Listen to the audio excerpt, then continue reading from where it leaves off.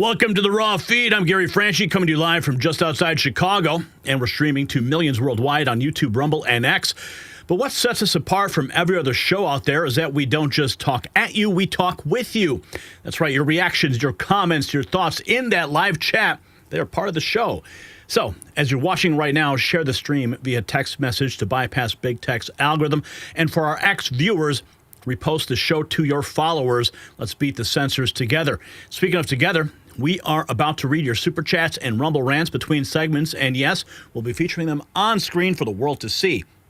Send them in right now, even before we dive into today's explosive topics, and we're going to fill up this Alex Jones was right jar before the night is through. But if you want to support us privately, you can hit those donation links in the description. We can't do the show without you. We've got some big trips lined up ahead of us. Yes, we are now officially in the White House delegation to attend the NATO summit 2025. Yes, if there's only one way we can stop World War III, it's by confronting the powerful who want to make it happen. Yes, we are now in week 20 of Donald Trump's historic return to the White House, and today, June 9th, marks a turning point in American history.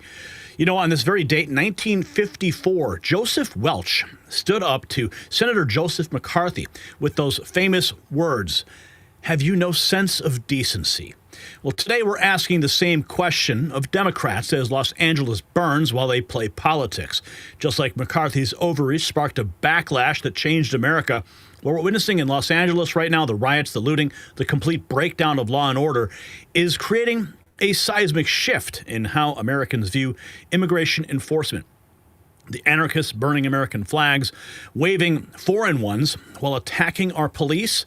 They're writing Trump's 2028 campaign ads for him. Yeah, Donald Trump Jr.'s campaign ads. And while L.A. burns, Trump just delivered on his promise to slash government spending with the big, beautiful bill. We're talking $8 trillion in deficit reduction over 10 years. That's not Washington fuzzy math. That's real money back in your pocket. Meanwhile, China's making moves, coordinating with Iran and Russia, infiltrating our universities and stealing our technology. The new Cold War isn't coming. It is already here. The travel ban that went into effect at midnight, it's already triggering meltdowns from the usual suspects. 12 countries that refuse to cooperate on security vetting are now blocked from sending their citizens here. After Boulder, after years of visa overstays, committing terror attacks, Trump said enough. And you know what? That's exactly what we elected him to do. And if you want to show off your support for real news, you can always check out our merch shop at shop.nextnewsnetwork.com. You'll find that link in the description. We're your favorite news source with pride. Yes, real pride, not the other pride. And hey, if you really want to be part of the Next News family, you can join the YouTube channel memberships. Each level has its own perks, special acknowledgement in the chat room, exclusive access to our team, behind-the-scenes uploads, and access to our members-only 24/7 Discord chat. And trust me, when I attend NATO, Angie and I are going to have some exclusive behind-the-scenes footage that you are not going to want to miss. Yeah, that is going to be an epic trip a couple weeks from now. So make sure you follow us on Rumble and X, and if you haven't already, YouTube doesn't want you seeing this content, but we're not going to let them silence us. This is bigger than just one platform. This is about the future of free speech in America. Today, we're exposing how professional anarchists, the same hooded thugs who travel from riot to riot, are orchestrating the chaos in L.A. We'll show you Gavin Newsom's complete meltdown as he literally begs to be arrested. We'll break down Trump's economic plan, while how it'll save America while Democrats destroy their own cities. We're going to reveal how China's spy network operates on our soil, and we're going to show you exactly who is affected by the travel ban and why it matters. You know, this is not just news. This is history in the making, and you are here to witness it. So let's dive into the most important stories the mainstream media doesn't want you to see, because this is the Raw Feed, where we give you the unfiltered truth, and we start right now by welcoming you to the program. Who is here? We got Mary Jo and Tony and R. Boyd, Mrs. Pothead Kenny. Mary Lou is here. We got Seam Check, Shadow Watcher, Scott's Thoughts, Jeremy Olson, Ricky Ricks, Todd Siegel 01, Hot Rod Mike, Damian Diaz, Sabrina, Jim B, Ziggy Stardust, B07. Who else is here? Lish, Jackie Martin, what's up? Rocky Mountain, North Carolina. What's up, Rocky Mountain? I love the Carolinas. I love Tennessee. I love Georgia. I love the South. It is in my blood. We got James Fay, Robert Lockhart. I was born for a storm, and a calm does not suit me. Andrew Jackson. I love it. Very nice. We got Shirley in West Michigan checking in. We got Villain, no suit, no tie. That's right. That's how we do the raw feed. We're tired. We hung it up. We got J. Mevinrude. J.M. Evinrude, maybe that's what it is. How many Mexican flags do you see flying? Who else is here? We got Mad King of Nod. The Mad King is here. Finally, we've been waiting for the king to arrive. Who else is in the house? Tim McClary, Michelle Fiaco, Die Not to Die. What's up? Good to see you. Who else is in the house tonight? We got Country 10. We got D Nice. What's up, Raw Feed? Every night. Chopa Reed, Archangel Michael. What's up? Protect us, Archangel. The Fishman is in the house. Who else is here? Let's see. Making sure. Ronald Jones, Jackie Martin, Henora, Carolyn, Cindy, Brand 47, Daryl, and Debbie in North Dakota. We got Texas Deplorable, MAGA General. Who else? Mary Swick, Buffalo, New York. What's up? Will the Barber TV. What's up? I need a haircut. I don't know if you've noticed, but I've been slicking it straight back because it is just out of control. Oh, man, let me just tell you, last week was crazy, man. The nights were very, very long. I think I slept the entire weekend. I wake up and the frickin' Los Angeles is burning. What do you know? Who else is here? Nacho Nose, Henora. We got Sean Gunk, the one and only Ron Don Smith in Utah. Tough Nerd, Ohio, Raina Martin, Tom, Yukon, Cornelius. Sure you in the house. What's up, Sure you? Watch out. He's got that pineapple of truth.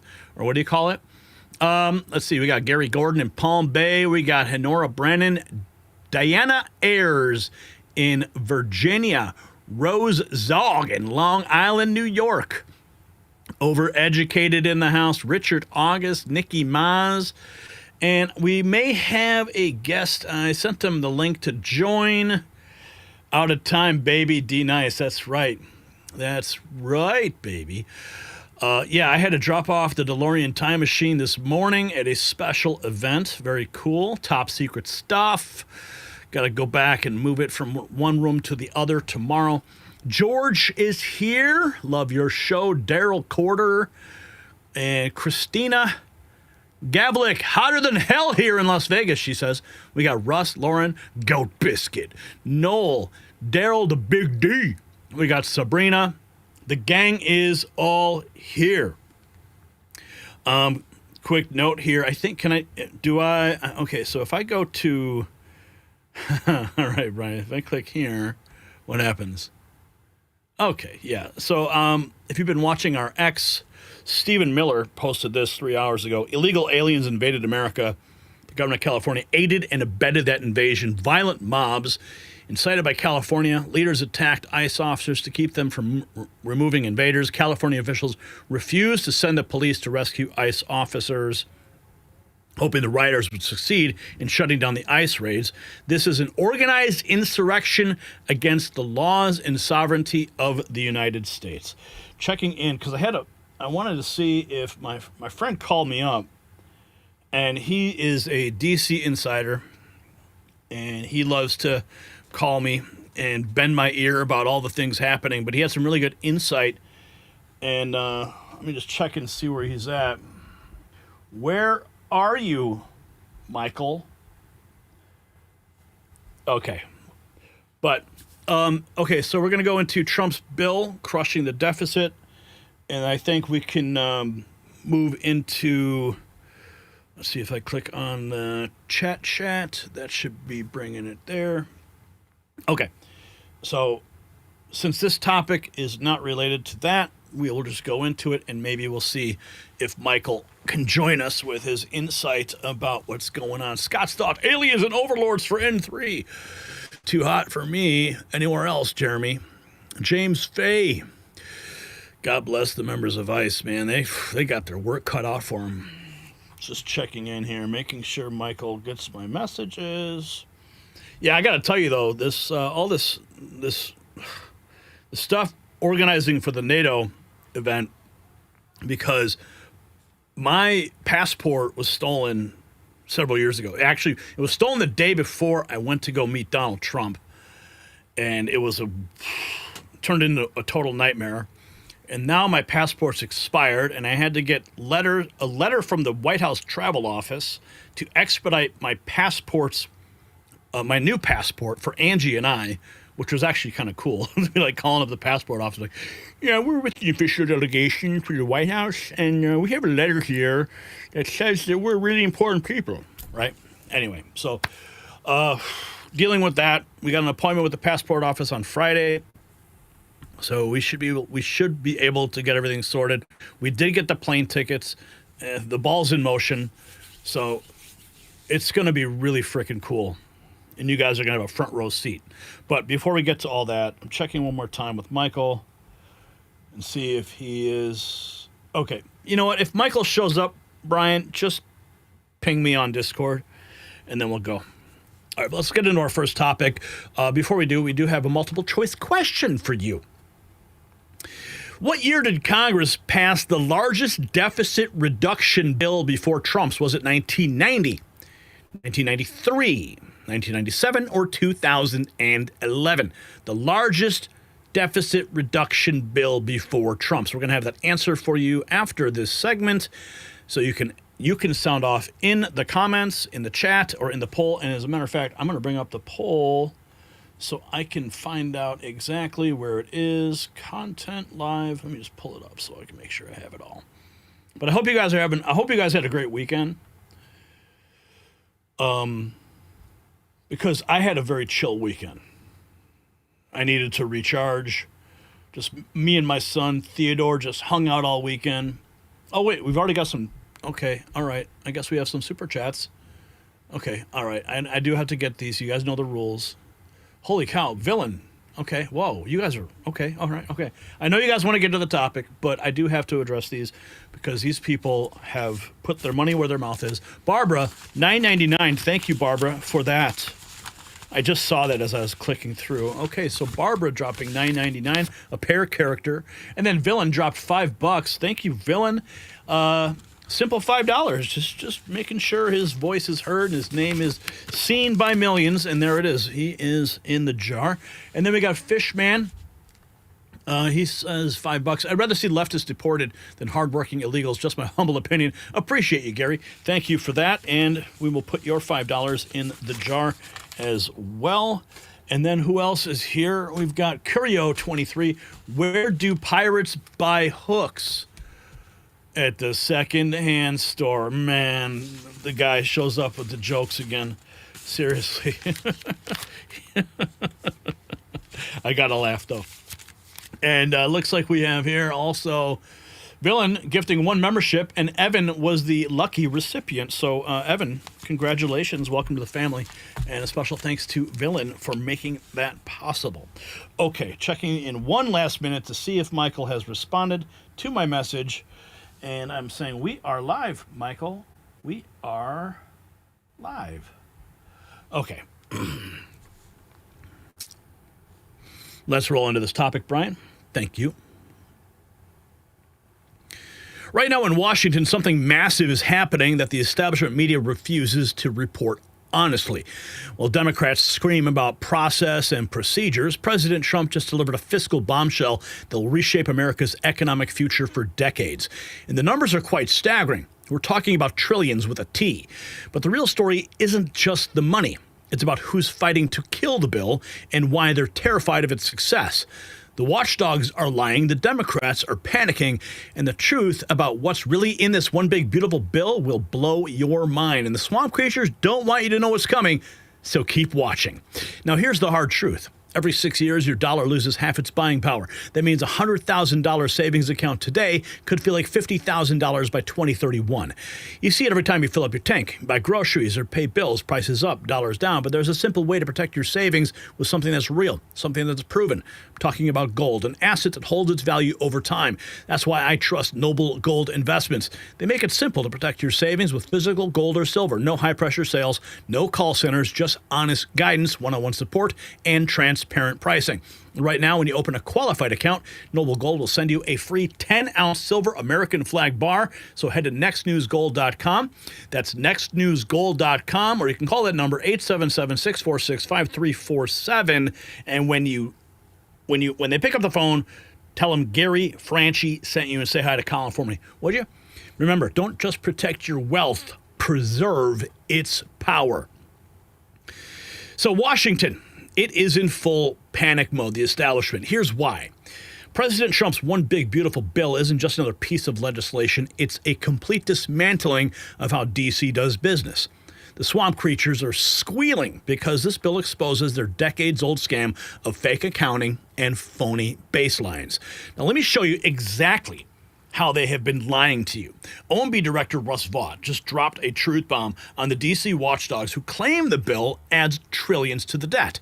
Now watch as he exposes their fraudulent math and reveals the real numbers that they don't want you to see. Check it out. Let's start with some of the assessments about what the big, beautiful bill will do. Reuters reports this. The nonpartisan Congressional Budget Office on Wednesday estimated the bill will add about $2.4 trillion to the $36.2 trillion U.S. debt pile. The Committee for a Responsible Federal Budget said on Wednesday that when taking interest payments into account, the bill's cost would rise to $3 trillion over a decade, or to $5 trillion if temporary tax cuts were made permanent. Are they wrong? They are wrong, and that's because all of the watchdogs use an artificial baseline that is part of the way that Washington, D.C. does business here, in which they assume that all spending is eternal, but tax relief in 2017 was to sunset. And as a result, when you just extend tax relief, you're in a situation where it looks like this major cost. And of course, that's not a cost. If it would not to occur, it would be a major tax increase to the American people. And so when you adjust for that baseline, that big game, and this is putting aside the economic growth that we think that they also understate, when you adjust for that, it is $1.4 trillion in reduced deficits and debt. That's why this is such a paramount, fiscally responsible bill, notwithstanding the watchdogs here in town. So there it is. $1.4 trillion in reduced deficit when you use real math, not Washington's cooked books. Now, these watchdogs, they all assume that spending is eternal, but tax cuts are temporary. It is a rigged game, and he just called them all out. But that's only the beginning. The debt limit extension has conservatives worried. Well, Vaught explains why this time it's different and why Trump's approach actually delivers the reforms that fiscal hawks have demanded for decades. This next clip is crucial for understanding the strategy. Watch. Any plan ever in history to deal with the debt limit extension going back 20, 30 years, even the ones that have been supported by conservatives, have always attached meaningful reforms, which this bill does. This bill includes $1.7 trillion in mandatory savings to the debt limit extension, which is absolutely paramount to get done in July. We're at the end of the extraordinary measures that the Treasury Department can do, and the conservatives that have historically used the debt limit to sound the alarm have been pushing for the very reforms that are in this bill. So we believe that it's important to do it with Republican votes, to not have to deal with the Senate filibuster, and we want to get it taken care of it so that Chuck Schumer doesn't have this hanging over the administration and the administration's agenda for the next several years. $1.7 trillion in mandatory savings attached to the debt limit extension. No Democrat games, no Chucky Schumer blackmail, just Republican votes delivering real reform. Now, this is how you beat the swamp at their own game. Now, let's check out Press Secretary Caroline Leavitt connecting all the dots. Because when you combine the mandatory savings with Trump's tariff revenue, the projected economic growth, yes, the real story emerges. And the numbers she's about to reveal will shock you. Watch. And that's precisely why we need this bill to pass and to be sent to the president's desk for signature as soon as possible. Because this bill provides $1.6 trillion in mandatory savings. And when you combine that with the tariff revenue that President Trump's America First trade agenda is bringing in, nearly $3 trillion over the next 10 years, that's a projection, according to the Congressional Budget Office. And when you combine that with the Council of Economic Advisors projected growth of 3%, we're going to cut the deficit by $8 trillion over the next 10 years. And look at all of the other pro-growth economic policies this president has taken. He understands the concerns about our nation's crippling debt. That's why we need this bill to pass. It will ultimately reduce the deficit, and the president is very much focused on signing this historic piece of legislation. Yeah, $8 trillion in deficit cuts over 10 years. $8 trillion. Let that sink in. Now, the CBO admits tariffs alone bring in nearly $3 trillion. Add 3% growth on mandatory savings, you get the largest deficit reduction in American history. Now, let's go to Speaker Mike Johnson, because he knows what this means for working families. It's not just about numbers on a spreadsheet. It's about your paycheck, your job opportunities, and your family's future. Now, listen to his promise about what is coming. Watch. What we're trying to do is help hardworking Americans who are trying to provide for their families and make ends meet. Those are the people that are going to be excited about what this legislation produces. This is going to be jet fuel to the U.S. economy. And I tell you what, all wages are going to rise. There's going to be more jobs and economic opportunity for more people. We cannot wait to deliver that, and the sooner the better. The sooner the better. All wages rising, more jobs, more opportunities. This is what economic jet fuel looks like. But the Democrats don't want you to prosper. They want you to be dependent. Now, the Council of Economic Advisors, they released a devastating report about what happens if Democrats actually kill the bill. Kevin Hassett lays out the nightmare scenario, and folks, it's worse than you think. Watch. We put out a report for the Council of Economic Advisors that if the bill doesn't pass, then they estimate that this would cause a reduction of GDP by 4%. We'd be in a deep recession. We'd lose 6 or 7 million jobs, and those people, almost all those people, would lose their insurance. And so this idea that the only person who ever is going to get insurance is someone who's getting it from the government is just incorrect. And if we create the jobs that we have in the bill, then we're going to create a heck of a lot more insurance than what we're talking about in waste, fraud, and abuse. A 4% GDP drop, deep recession, 6 to 7 million jobs lost. That's the Democrat alternative. You see, they'd rather crash the economy and let America suffer than let Trump get a win. But here's where it gets really interesting.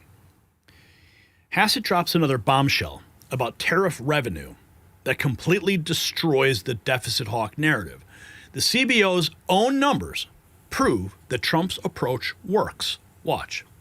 What just happened is that we had about $60 billion in tariff revenue in the U.S. And inflation, every measure of inflation is the lowest that it's been for more than 4 years. And so all of our policies together are reducing inflation and helping reduce the deficit by getting revenue from other countries. And how much revenue? I think that you might have covered it. The Congressional Budget Office put out a 10-year estimate that says that the tariff revenue that's already in place right now is going to raise $2.8 trillion over the next 10 years. That's right. More than their own estimate, their own static estimate for the cost of this entire bill. So that's deficit reduction right there. $2.8 trillion from existing tariffs alone, more than the static cost of the entire bill. That's deficit reduction without raising taxes on Americans. It's actually brilliant, and it's why the establishment hates it. Energy Secretary Doug Burgum sums it up perfectly. This bill delivers on every single promise that Trump made. Now watch his enthusiasm, because this is what winning looks like.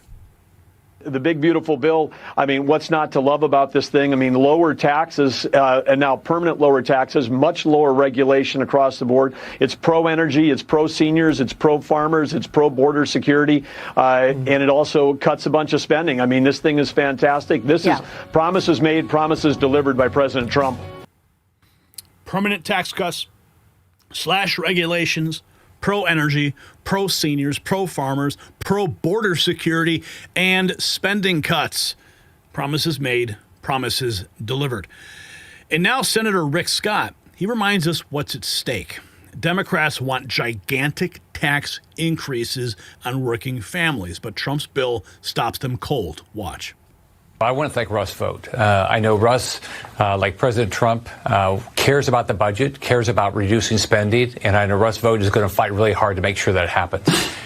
Here's my concern. We've got to get this bill passed. Now, what do we have to do? We have to stop this gigantic tax increase that Democrats are all for. We've got to secure the border. We've got to plus up our military, but we've got to figure out how to get this debt under control. This is why they're fighting so hard to kill the bill.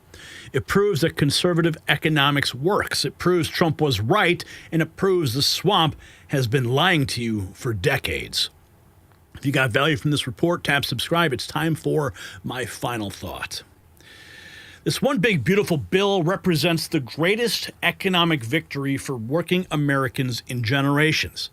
While establishment Republicans and Democrats team up to protect their corrupt system, Trump just proved that you can cut the deficit, you can lower taxes, and grow the economy all at the same time. $8 trillion in deficit reduction. It's not just a number, it's your children's future being saved from crushing debt. The swamp wants you to believe it's impossible. They said you had to choose between prosperity and fiscal responsibility. No, they lied. This bill actually funds border security, protects seniors, helps farmers, and puts America first while cutting spending. It's not a contradiction. That is competent leadership. So here's my question for you. Should Republicans who vote against this historic deficit reduction, should they be primaried in 2026? Simple yes or no, and then make sure you drop a name. Let me know in the comments. And while you're at it, show your support for America First Economics by checking out our merch shop. It's linked in the description. Real news, real impact, and real results.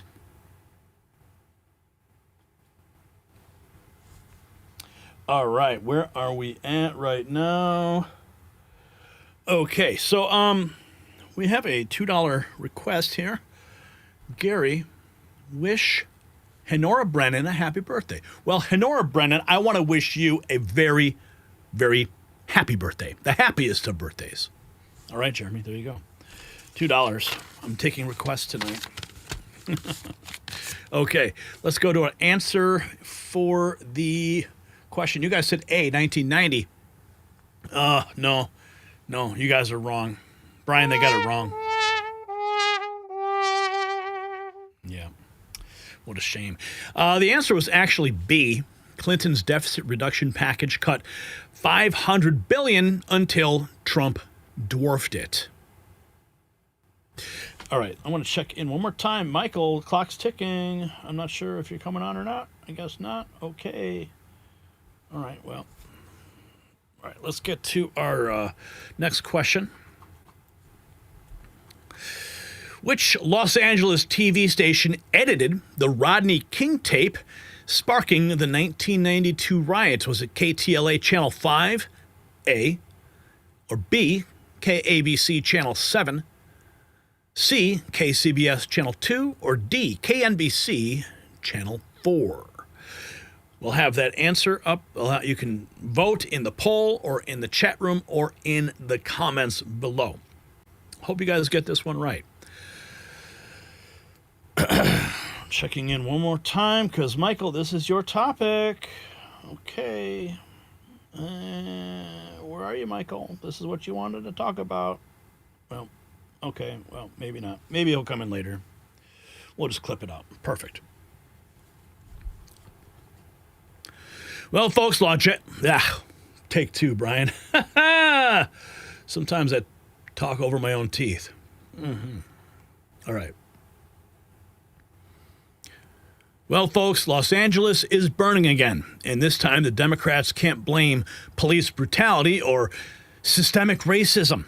What started as immigration protests has now exploded into full-scale urban warfare, with anarchists torching $500,000 vehicles, looting stores from Nike to T-Mobile, and attacking police officers with rocks and bottles.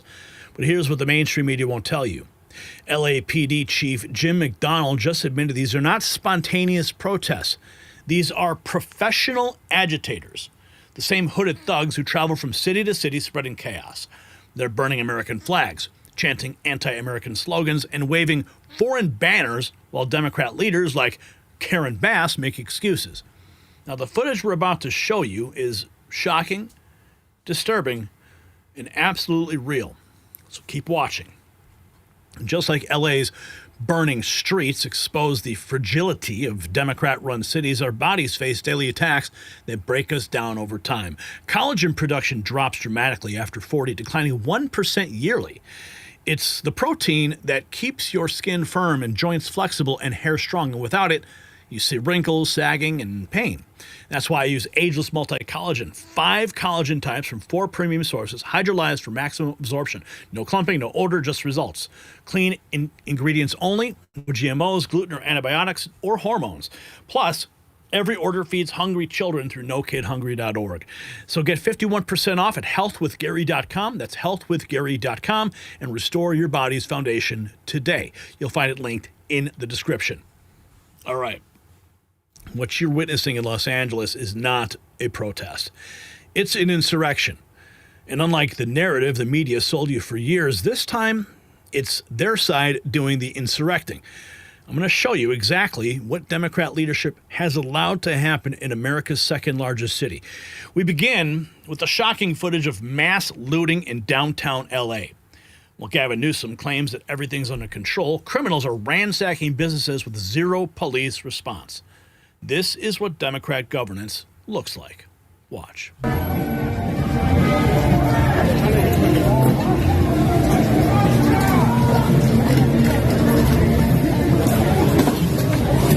Hey! Hey, get that shit pussy!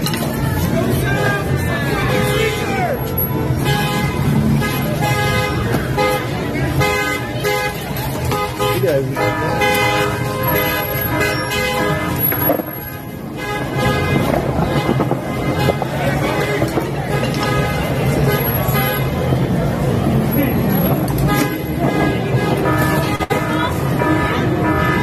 And that footage is tame. No police in sight, though. Just brazen criminality in broad daylight. But it does get much worse. Much worse. The next video is going to make your blood boil. A woman whose family was killed by illegal aliens tried to counter-protest peacefully. And watch what these peaceful protesters did to her. Yeah, it's horrible. Watch. Wow, what's up?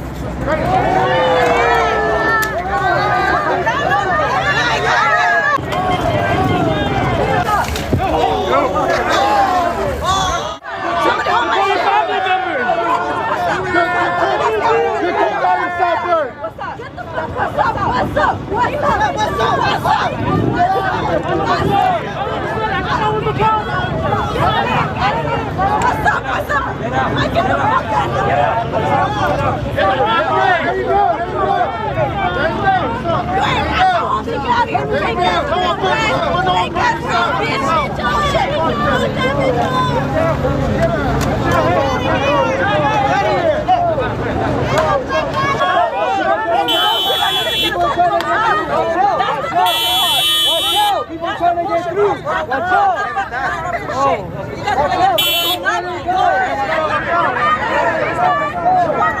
Pass me, you stupid ass bitch. Oh yeah, leader. What? What's that gonna do? Nothing. You fucking immature ass. What? What? What's up?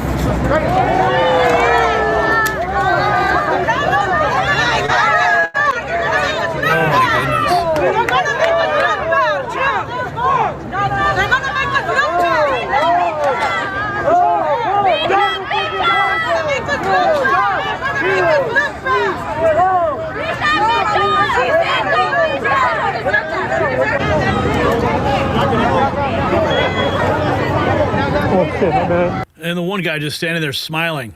Hey, he's like watching it all. He's just overjoyed with the footage he's collecting. Hey, get out of here! Hey, get the fuck out of here! You're outnumbered! You're outnumbered!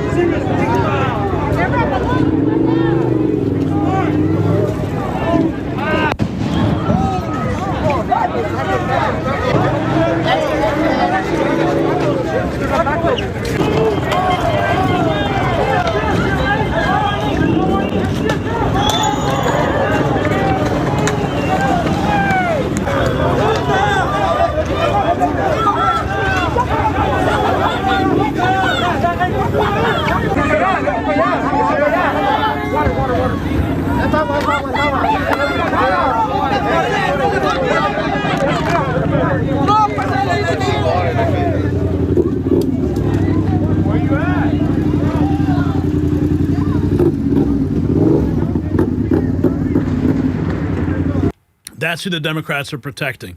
Violent thugs who assault grieving Americans, but the chaos was only beginning. Here's where it turns into pure anarchy. A shirtless maniac in a minivan starts doing reverse donuts trying to run over protesters. The scene is absolute madness as people scatter and throw rocks at the vehicle. Sheriff's deputies finally stop him, but not before, well, multiple fatalities. Watch. Right. Wow. Yeah, it did get out of control with the overpass on Spring Street, with the CHP vehicles, with the Waymo vehicles, like you said, over in Olvera Street area. But what we're seeing now these are anarchists. These are not law-abiding citizens. These are people that want to cause problems, and they've come into L.A. to do so. Wow. And as you're saying that, we're watching somebody who is so fast that he's going to run somebody over because there's just so many pedestrians running around, so many people with their phones out. This guy's already hit multiple things. You see the bumper damage almost hitting that vehicle head on, and people are continuing to throw rocks at him. This is Alameda and Cesar Chavez. I think that guy was trying to go up to the driver's door. More people throwing things at this vehicle. Again, we don't know. Hard. There are people out in front of him. Oh, my no. God. Oh, okay. no. I thought he was going to hit the motorcycle. It looked like he was aiming for him. Yeah. This person is clearly upset. Officers now responding. These are sheriff's deputies. They're putting him in custody right now. There he goes. That is the end of that escapade. We don't know if anyone got hurt. We lost track of him for a while. And this is what happens when law and order completely breaks down. People lose their minds. And speaking of losing minds, here's some cell phone footage from another angle. Watch. Oh my God. Oh my God. Oh my God.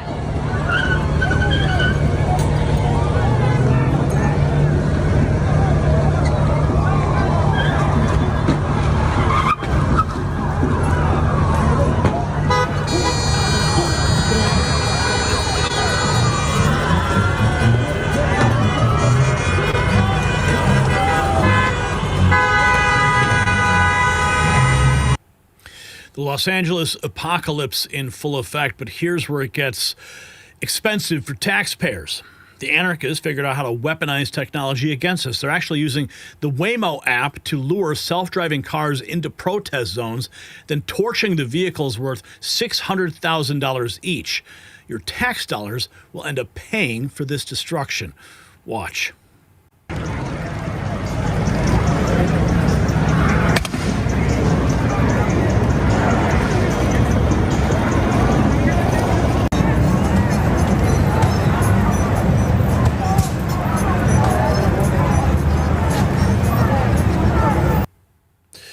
Multiple Waymo vehicles turn into flaming monuments to Democrat failure.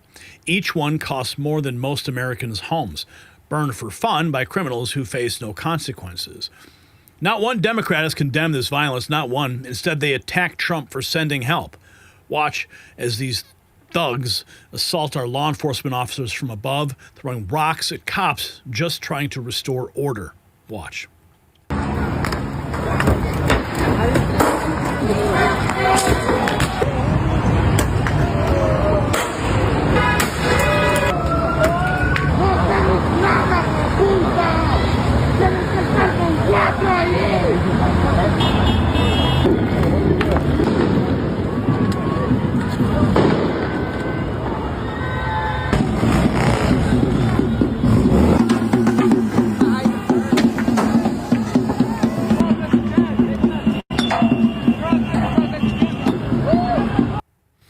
These officers risk their lives while Democrat politicians call them the problem. It's disgusting. And the looting, it's spreading like wildfire. Now, I do want to get to something here because we have this footage that was just sent to me by Edward Zoll, who is on the ground in Los Angeles. 9 minutes ago, he posted this.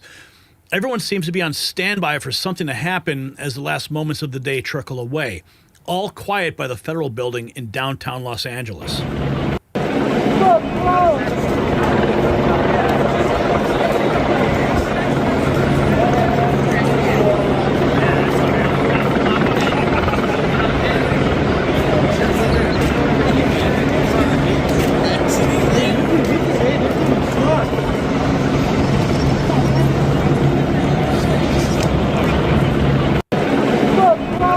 ghetto birds flying overhead.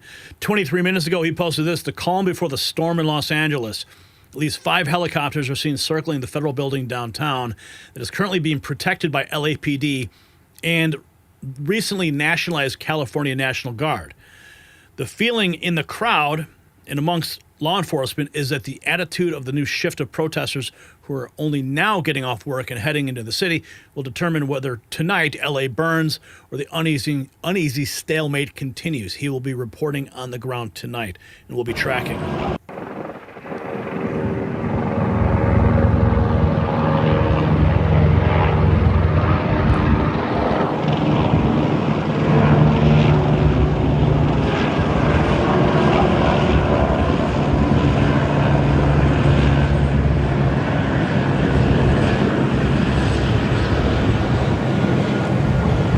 So we'll be checking back with Ed's feed throughout the evening. But after hitting Nike and Adidas, they moved on to T-Mobile.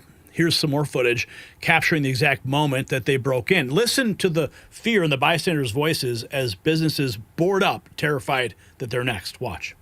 The dudes doing these street takeover things look scary. So they're, I think they're looting that. Oh yeah.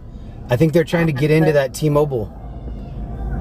Oh yeah, they are. They're breaking into this T-Mobile right here. Oh shoot, they just got in. They're looting this T-Mobile store. Dude, that's bad. Can you hear it? Ambulance traffic pedestrian involved. Santa Monica, Gordon, code 3, incident 3776, RD667.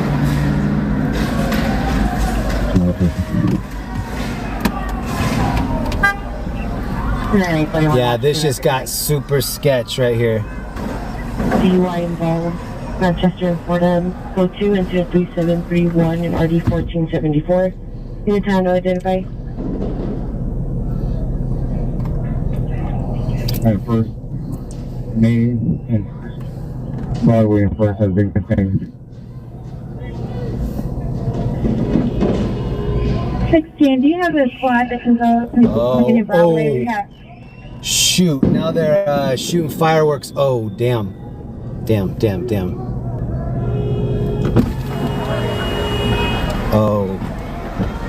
Oh, that's not good. And they're setting fires. All the trash cans are going up right now too. Oh shoot. Alright, I'm gonna try to leave some space in case we need to be out.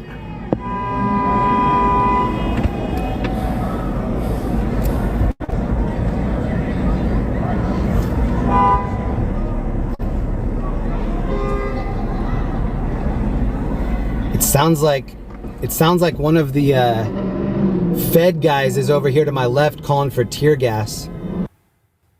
Business owners watching their livelihoods destroyed while leaders do nothing. Here's another angle of the T-Mobile looting. Watch.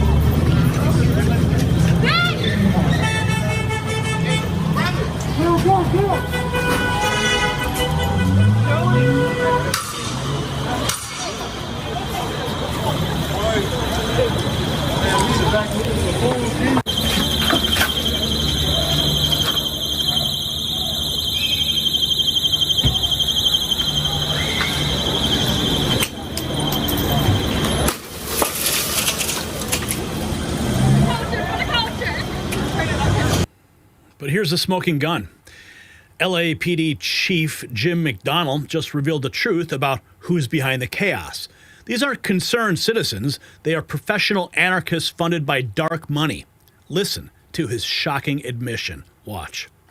But when I look at the people who are out there doing the violence, that's not the people that we see during the day who are legitimately out there exercising their First Amendment rights and to be able to express their feelings about the immigration enforcement issue. These are people who are all hooded up. They've got a hoodie on. They've got face masks on.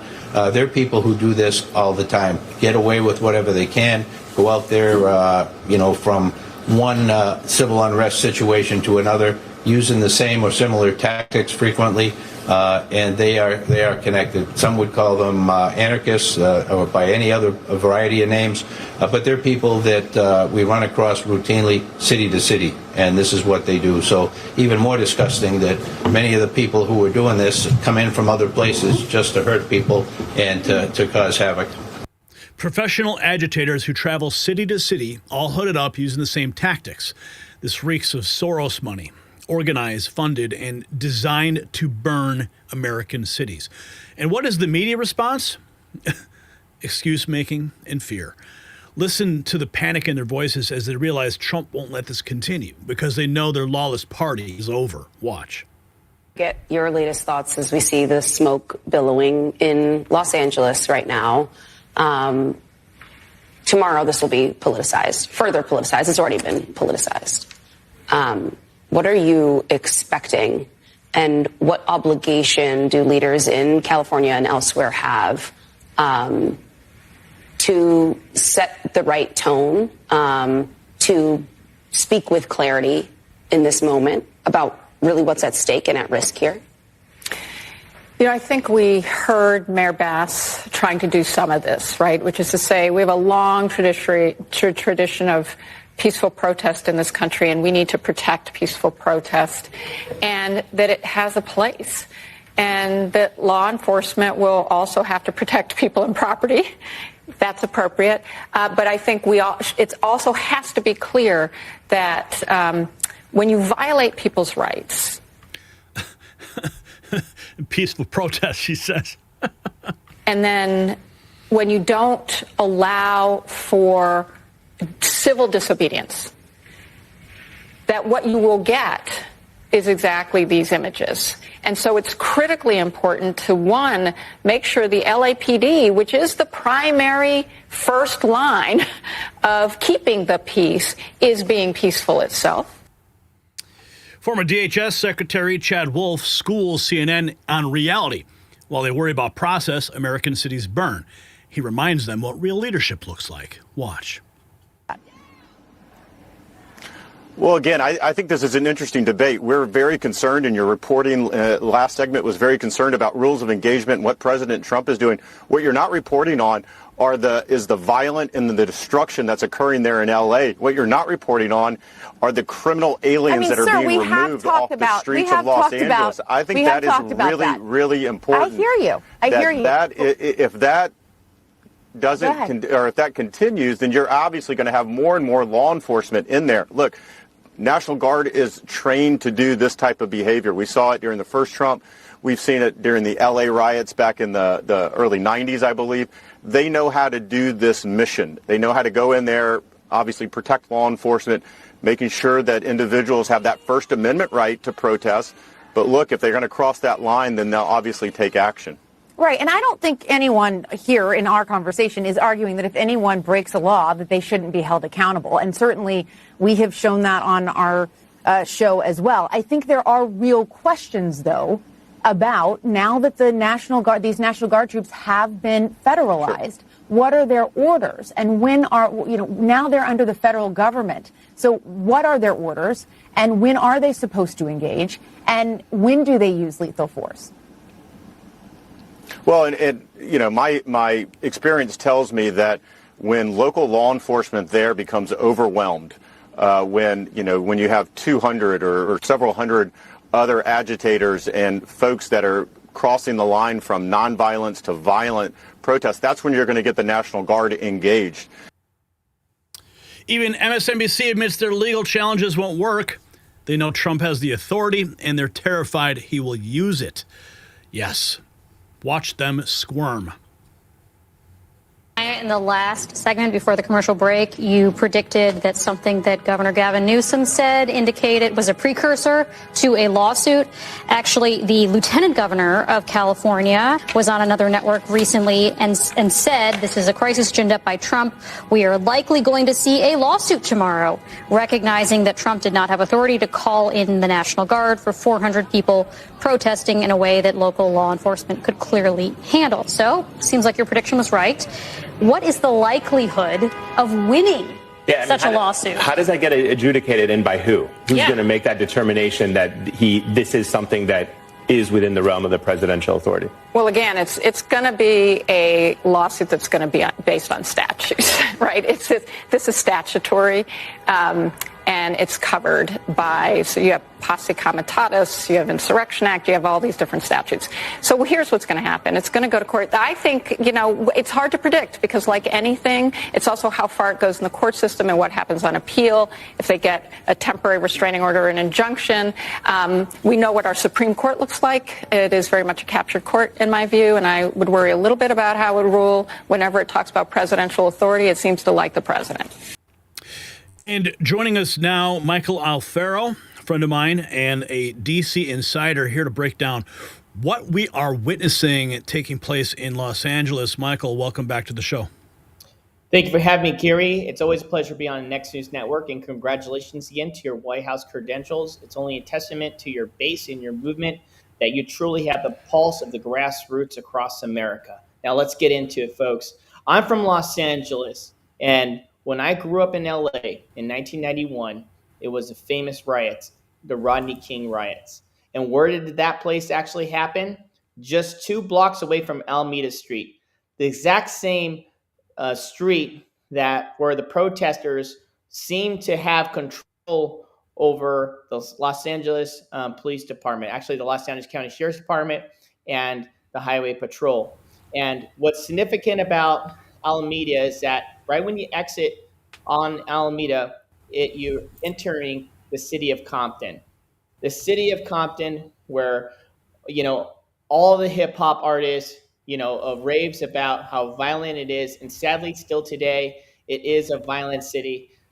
City of Compton, Inglewood. You also have Pico Rivera right next to the Long Beach Harbor. There's nothing but gangsters and truckers that are coming in and out of these neighborhoods.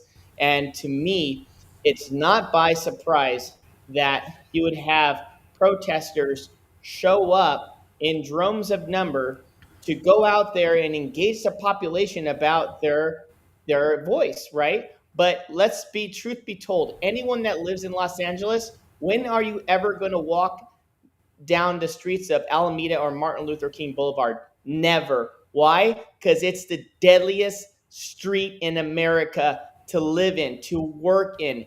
It is very, very scary, very, very hostile, and nobody that even lives there is going to walk amongst those streets. So I find it ironic that it's appalling to me how you would have tens of thousands of people to all of a sudden feel safe to want to walk in the most deadliest streets in America to protest right now against the police department, right now against Homeland Security.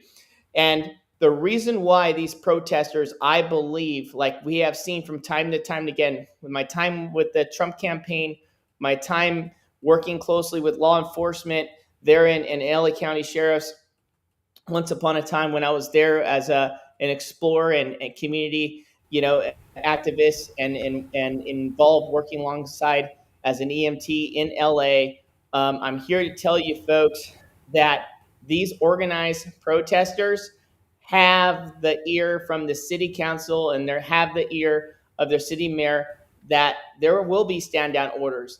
There won't be any arrests carried out, giving free rein to cause havoc and chaos. And so I'm calling on Kash Patel, FBI director. You need to open up an investigation at every city, on every single mayor, every single council member, and seeing what's being said to these 501c3s, to these 501c4s.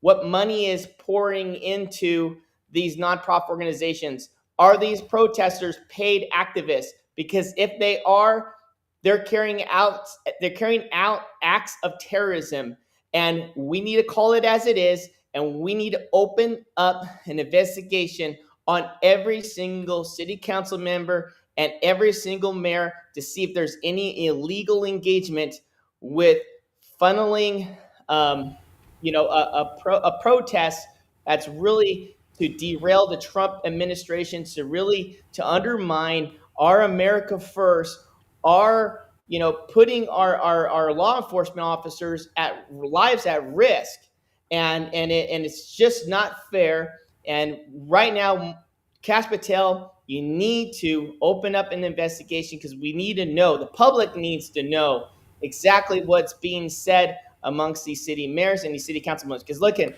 the police chief, they want to follow the law. I would like to believe that. Well, Michael, you just brought up the chief. Okay, we just played a clip of the LAPD chief, Jim McDonnell, who literally just said who's behind all the chaos. He even said they're not concerned citizens. They're professional anarchists funded by dark money, and it reeks of Soros because they're traveling city to city using identical tactics, organized and ready to destroy these cities.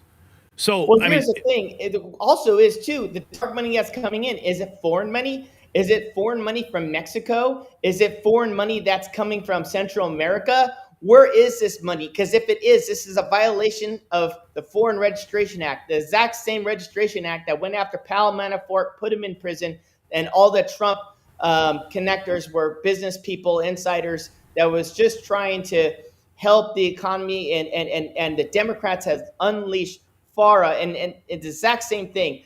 I want to call out FARA. I'm smelling FARA violation all across the lines. These 501c3s are getting paid, or if they're not being paid, they're advocating on foreign policy that they want to change our American policy. They're being driven by a foreign principle and saying why these deportations cannot be carried out, and that is a violation of the Foreign Registration Act. When we spoke earlier today, you said, or you alleged, that these so-called protests, they're started with this, like an actual protest, like people in the streets and they're marching or whatever. But it's like they're setting it up so that they're waiting for it to explode. And they chose that specific area of Los Angeles for a reason. Could you expound on that for our viewers? Yeah. So if you all watch music here, right? You guys listen to music. You guys remember Sublime, right? Remember when Sublime came out? It talked about there'll be riots in the streets of Los Angeles. There'll be riots in Alameda. It talks about periodically all throughout the hip hop generation, through the 90s, through the 80s, and in these neighborhoods, it's segregated neighborhoods. So if you're Hispanic, you hang out with the Hispanics. If you're black, you hang out with the blacks. If you're white, you hang out with the whites. Even if you're a black wearing blue, obviously you're a Crip. If you're a black wearing red, then you're wearing red. And law enforcement, and having my little time there working in Compton as an EMT, I worked in the private sector in Compton, worked for Acer and Samsung and LG as a distributor there as well. My time in Los Angeles, if you see anytime you see a mixed race in particularly on Alameda Street, you're going to pull them over, because there's going to be a drug deal, there's going to be exchange, you're going to frisk, because people do not cross arms, and they don't mingle down there. If there's any kind of mingling, there's most likely it's going to be an illegal activity. And the reason why they're picking out these places, again, historically, right by Alameda, within a half a mile away, is where the Rodney King riots played out. It's where Rodney King was beaten down by the police in 1991. It's where Black Lives Matter, where they really truly turned it on. They rioted throughout the streets. The hands up, don't shoot. All of the most historic protests has always happened on Alameda Street.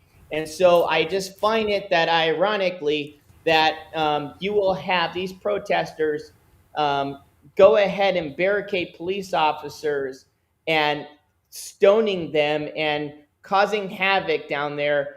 It's just, is it by surprise? Is it conspiracy? I think not. I think what they do is they organize them, they have them come in these very much violent areas, and these people that are living in these areas, they have nothing to lose. You know, they're on governor assistance, and next thing you know, they're getting paid hundreds of dollars, and they're told that, you know, you can unleash hell on the police. Most of them been to jail many times. They don't care to go back. And so if this is that one time where they can say F the police and take a rock and throw it at a police officer's head, they will do so. So I believe that these hostile environments that these these protesters are walking into, what they're doing is they're pawning to the poor people and and sorry to say it, but the uneducated, the gangsters, these looters, and they're trying to create a match. And so it will explode. They want to terrorize Los Angeles. They want these streets to burn down. We've seen it time and time again. Remember, and when Rodney King riots happened in '91, they would go, and I remember as a child, you would see stores and it was spray painted. They would say, white owned, black employed, no one would touch it. They would say Hispanic owned, but black employed, no one would touch it. But they would say Korean owned, no black employees, they burn it down. And so that's what the whole riots was about. It was about, you know, the stressors on accessory cities, the blacks and Hispanics like myself doesn't have the ability to work. And so historically, if you want to have an explosion in the city, you got to have it one place. And this high, volatile crime, criminal enterprise city where it's literally run by drug lords and mafia, prostitution, you name it. I mean, they don't even rest in Alameda Street prostitution. It's almost legalized because it's that infested with just crime. Okay, so I want to ask you this question, last question before we go. I got some more news I got to break down here. But you had mentioned something on the phone about the jurisdictions. You've got the California Highway Patrol. You know, we saw the footage of them on the overpass throwing rocks, and then you have Los Angeles Police Department. Obviously, they weren't on the highway. It was California Highway Patrol. Yes, I know where you're going. It's scary. Like so, what's going on with the jurisdiction, and then of course with Donald Trump's response to bring in the National Guard and Marines? Okay, so what people need to understand is that by where Alameda Street, where that exit is at, you're entering Compton area, right? So Compton used to have their own police department. Then it took over to LA County Sheriff's Department. But the thing about it is, on every single day operation, you'll have anywhere from 3 to 5 patrolmen, usually about 3 patrolmen during the day and 5 patrolmen at night. And so the thing is that when you're having this sanctuary city, we don't have taxpayers paying tax money to the local city ordinance or at the state level. So what happens is it comes to crisis because the way our taxpayer system's meant to play out is that we're supposed to have to pay taxes so we can have law enforcement enough to cover the city and what they need. So when there's a shortage of police officers, then the police chief will go on and talk to the corporate America or international corporate and say, hey, hey Acer, hey Samsung, hey LG, hey China, we will protect your assets as long as you can fund a police officer, and we'll make sure that at your warehouse or at your Walmart, that police officer will never leave that beat unless it's a crisis. And so what you're having 3 or 4 officers that are just assigned to protect the rich and powerful corporate America and international corporations from looters, from rioters, from theft. And that's all their job is. And what it does is leaves 1 patrolman for the people to patrol. And unless there's a call for backup, then they can leave the beat, but immediately they have to go back. So because there's this shortage crisis that's happening imposed by sanctuary cities, you're having the state level, you have Highway Patrol now gets deployed all throughout the state of California to respond in Los Angeles. And that's why you're seeing the highway patrol that's been called by Gavin Newsom to respond there. But a lot of these people, they never worked a single day in LA. They never worked a single day in Compton or Inglewood or Pico Rivera, where there's MS-13, there's this prostitution. They're coming probably from Sacramento or Death Valley or places where slow traffic in Temecula or San Diego. And now they're getting to this chaos scene. And now everyone's trying to figure out what's going on in the backyard. And it looks like to me, just from seeing everything playing out in the media like everyone else, is that these protesters deliberately planned peaceful protesters to go down there because they knew it was going to start a match with those that are infested in crime. And the police and law enforcement is disorganized, running around with their head cut off because they don't know what the hell to do. Now, President Trump employs the National Guard. He employs, the United States Marines. But we have never seen anything like this happen in our recent American history. As a former Marine myself, how does a Marine collaborate with, LAPD, LA sheriffs? You have highway patrolmen. Who's in charge? Who takes leadership? Who's taking from what orders? And who has the resting authority and ability to interject? Is it the FBI? Is it Homeland Security? So we're having 6-7 agencies showing up to a fist fight, and who takes charge and who pulls the trigger? Because eventually the people are going to have to retrieve. Eventually the people are going to have to go home. But unfortunately, that's not going to happen because I believe that it's a SHI blank show right now. And we need people in Washington that can truly understand the backbone of Los Angeles and take a grip. Someone needs to take leadership. But mark my words, you can bring in the Coast Guard. Not Coast Guard. You can bring in the Marines. You can bring in, the National Guard. All of that doesn't matter because as long as those protesters feel that their city mayor, their city councilman got their back, they're going to continue to throw that rock. And so Patel needs to immediately open up an investigation, and that includes on this sitting mayor of Los Angeles, Karen Bass, who we know is a Marxist, and the relationship between her police chief. That police chief's oath is to the law and law and order and to the Constitution, and it's directed by the mayor. But his oath is beyond the mayor; it's to the Constitution. And if he's going to violate the Constitution, that police chief needs to go to jail. That's the bottom line, and we need to send a hard message. As soon as the police officers and as soon as the police chiefs know that they're going to go to jail for colluding with terrorist organizations by taking marching orders from Marxist socialist mayors across America to allow this riot and chaos to happen, as soon as they know consequences on their hands, trust me, they will start following the law, and these protesters will start going away. So, Michael, I want administration to take further action. Go ahead. Right now on the screen, this is footage that was shot just a few moments ago in Los Angeles. This was shot by Ed Zoll. He says everyone seems to be on standby waiting for the next order, and I want stick around because I want to get your take on this because we got a clip here from CNN of Dana Bash. All right, so stand by because nothing exposes the media bias like Dana Bash defending rioters carrying foreign flags while attacking American cops.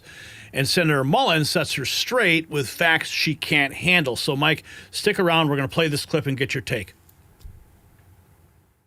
They were literally out there protesting, carrying a foreign flag. That is absolutely insane. I mean, they're not just peaceful protesters. These are illegals. These are exactly why the president is trying to secure our border. All right. Well, carrying a flag is not illegal, as you know. And I just want to be clear. I just want to be flag while you're attacking law enforcement. It's pretty bad. that's a different question. But I just want to just state for the record that what did happen in 1992 was so different from what we're seeing now. I mean, that was a real riot that went all across the city of Los Angeles after a verdict in the Rodney King case. This is a situation where the LA County Police, Dana, it's not good, but they're saying that they have it under control, and the president is sending national troops, federal troops, in a way that we can look at hasn't this been and done we in can a long obviously time. see that it is not under control. It's not under control. You and I both can see that. It's not under control. And a riot is a riot. They're throwing all types of objects at law enforcement, and the president is absolutely right. I can't say this enough. This is why the American people elected President Trump, because we are moving in the right direction. So a riot's a riot, and these people hate America, which brings us to the most disgusting footage yet. Now, before we get to it, Michael, what is your take? We're looking at this footage. We just got this just in here. Let me see if I can bring that shot up real quick. This is Pentagon deploying approximately 700 U.S. Marines to Los Angeles to support National Guard operations amid protests against Trump's immigration enforcement policies. What's your take on CNN's reaction to this? Well, CNN says there's nothing wrong with waving a Mexican flag, right? Mexico flag while you're invading our National Guard, while you're invading Homeland Security, while you're invading Gavin Newsom's California Highway Patrolmen, while you're invading the LA County Sheriff's Department and the LAPD. This is not just a moral issue. This is a violation of the Espionage Act. Okay, and it's criminal, and it doesn't matter if you're paid or volunteer. The fact that you're trying to influence American policy with foreign ideas, meaning that if Mexico sends in bad people, we have to take it. Otherwise, we're gonna riot you. We're gonna protest you. We're gonna burn the American flag. We're going to go ahead and tear your city down and burn it to the ground, and we're going to wave our Mexican flag. Well, guess what? That's a violation of Foreign Registration Act. That's a violation of the Espionage Act. That's a violation. That's the real violation that this Foreign Registration Act needs to be held accountable for, trying to influence our way of life. When our way of life is the America First agenda. That's why we had millions of people from California all the way to South Carolina, from coast to coast. They all voted for President Trump for 4 more years, right? And that's how Trump is carrying out his agenda. And all these people are here. They're here as a group, just like we see it at Harvard University. They're Harvard University students are really they're foreign agents that are from Iran, and they're from Qatar, they're from the Middle East, and they're trying to impose our way of life. And they're going to shut us down, shut down our universities, because they don't want us to support Israel. It's the exact same thing with the people from Mexico that are coming here illegally, and they're shutting down and they're disrupting, and they're working with nonprofits and to step in and to cause a disruption of our flow of government. This is a violation of Foreign Registration Act. And what I think the President Trump needs to do is he needs to not only lock these thugs and these gangsters, these foreign agents up, but literally send them to prison for 15 years and charge them $250,000 each. And after they're done with their time, then send them to Guantanamo Bay, where they don't even have the right and the freedom to go and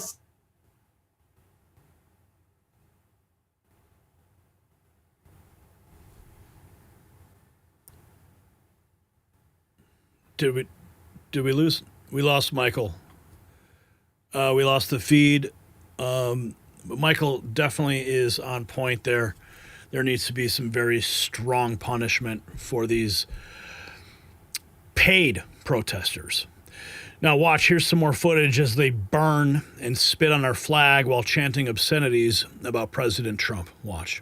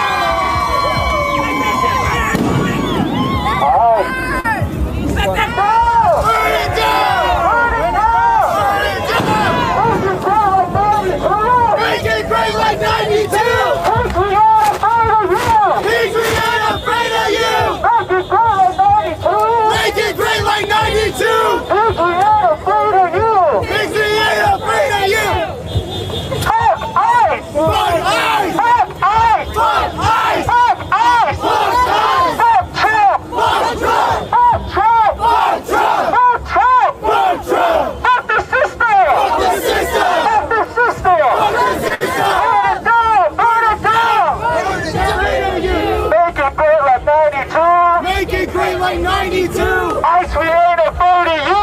ICE, we ain't afraid of you. Repeat after me. It is right to rebel. It is right to rebel. ICE can't go to hell. ICE can't go to hell. Burn it down, they chant. Make it great like 92. These aren't protesters, they're enemies of America, and that's what they do to brave officers. Watch. Get down! Get down! Oh! Oh, he got fucked. Oh! Fuck yeah! Oh my God, he got fucked. Oh, he's fucked.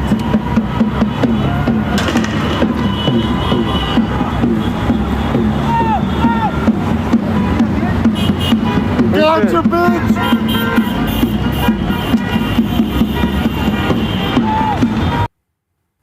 Throwing rocks at cops' heads, forcing injured officers to take shelter. Where's the wall-to-wall media coverage? Where's the outrage? Nowhere, because it doesn't fit their narrative. Now, we have a supercut we're going to play. Michael, did we get Michael back? Michael, real quick, wrap up with your final thought before we move on to the next segment here. Oh, hang on. We're waiting for get Michael's signal back. We lost it earlier. Okay, so while we're getting Michael back, I'm going to go to the supercut. It shows the full scope of the anarchy on June 7th. It's basically the best advertisement for mass deportations ever filmed. Watch. Okay. Yes, we're showing you now is moving, even though protesters are trying to stop it from moving. So we don't know if this is... Get down, fool, get down, get down.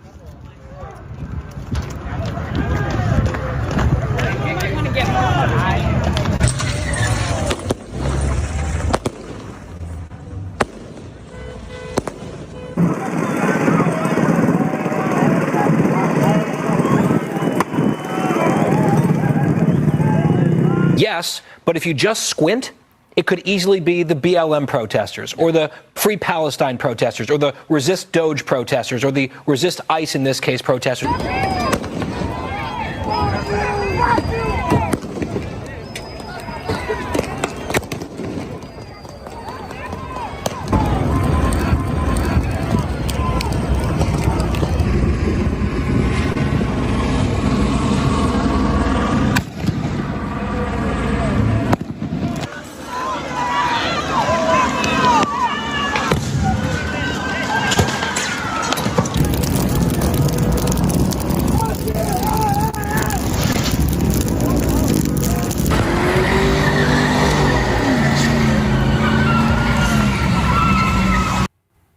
Okay, we're going to bring Michael on in just a second because we got this clip here of L.A. Mayor Karen Bass. She loses it when confronted with polling showing Americans support Trump's deportation policy. Her response? Denial of reality. Complete. Watch. Are Democrats out of touch on this issue? Well, I think if you did the polling in Los Angeles, I'm not sure it would be that way, considering we are a city of immigrants. And then people might approve that policy, but do people really approve the federal government coming in and seizing power from a state and from a city? So I drilled down a little further on that poll because I do not believe that Americans support the federal intervention in a city takeover or a state takeover. We're a city of immigrants, she says, while our city burns. This is Democrat delusion in real time. Michael, what are your final thoughts on this? Yes, so thank you for bringing me back on again. All right, here's the bottom line.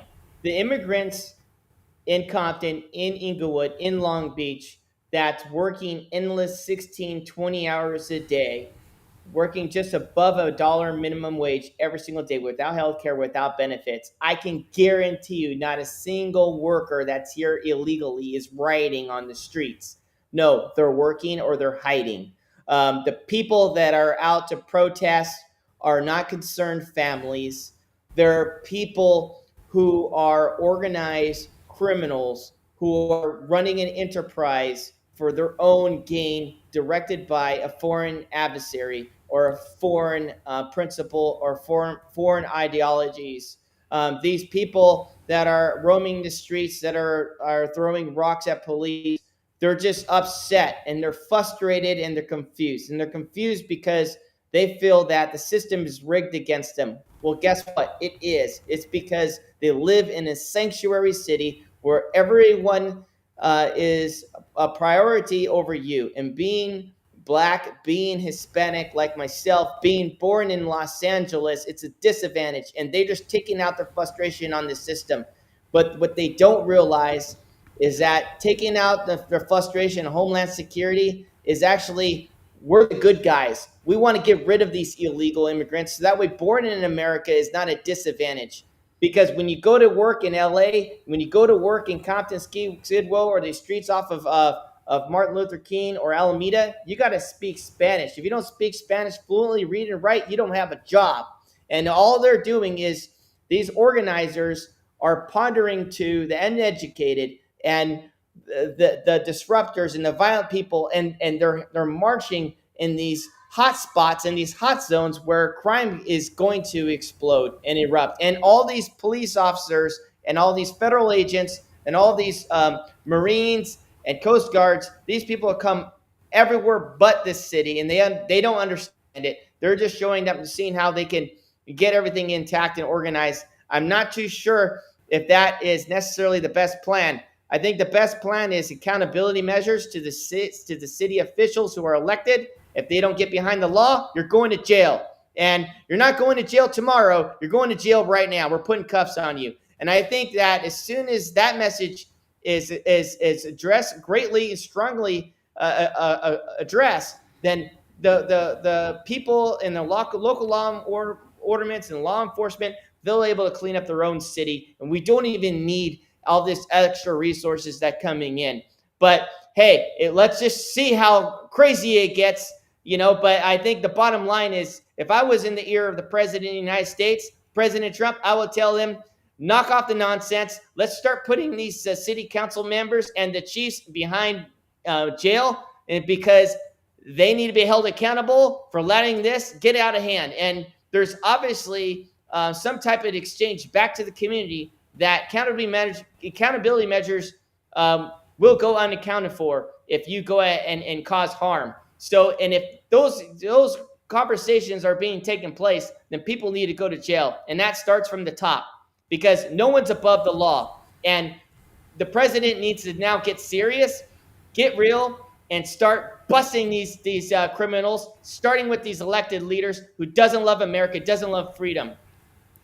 Michael, we're looking at a real-time shot here. This was published 8 minutes ago by Edward Zoll, who's on the street. LAPD, pre-stage and on standby with up-armored vehicles and officers in tactical gear.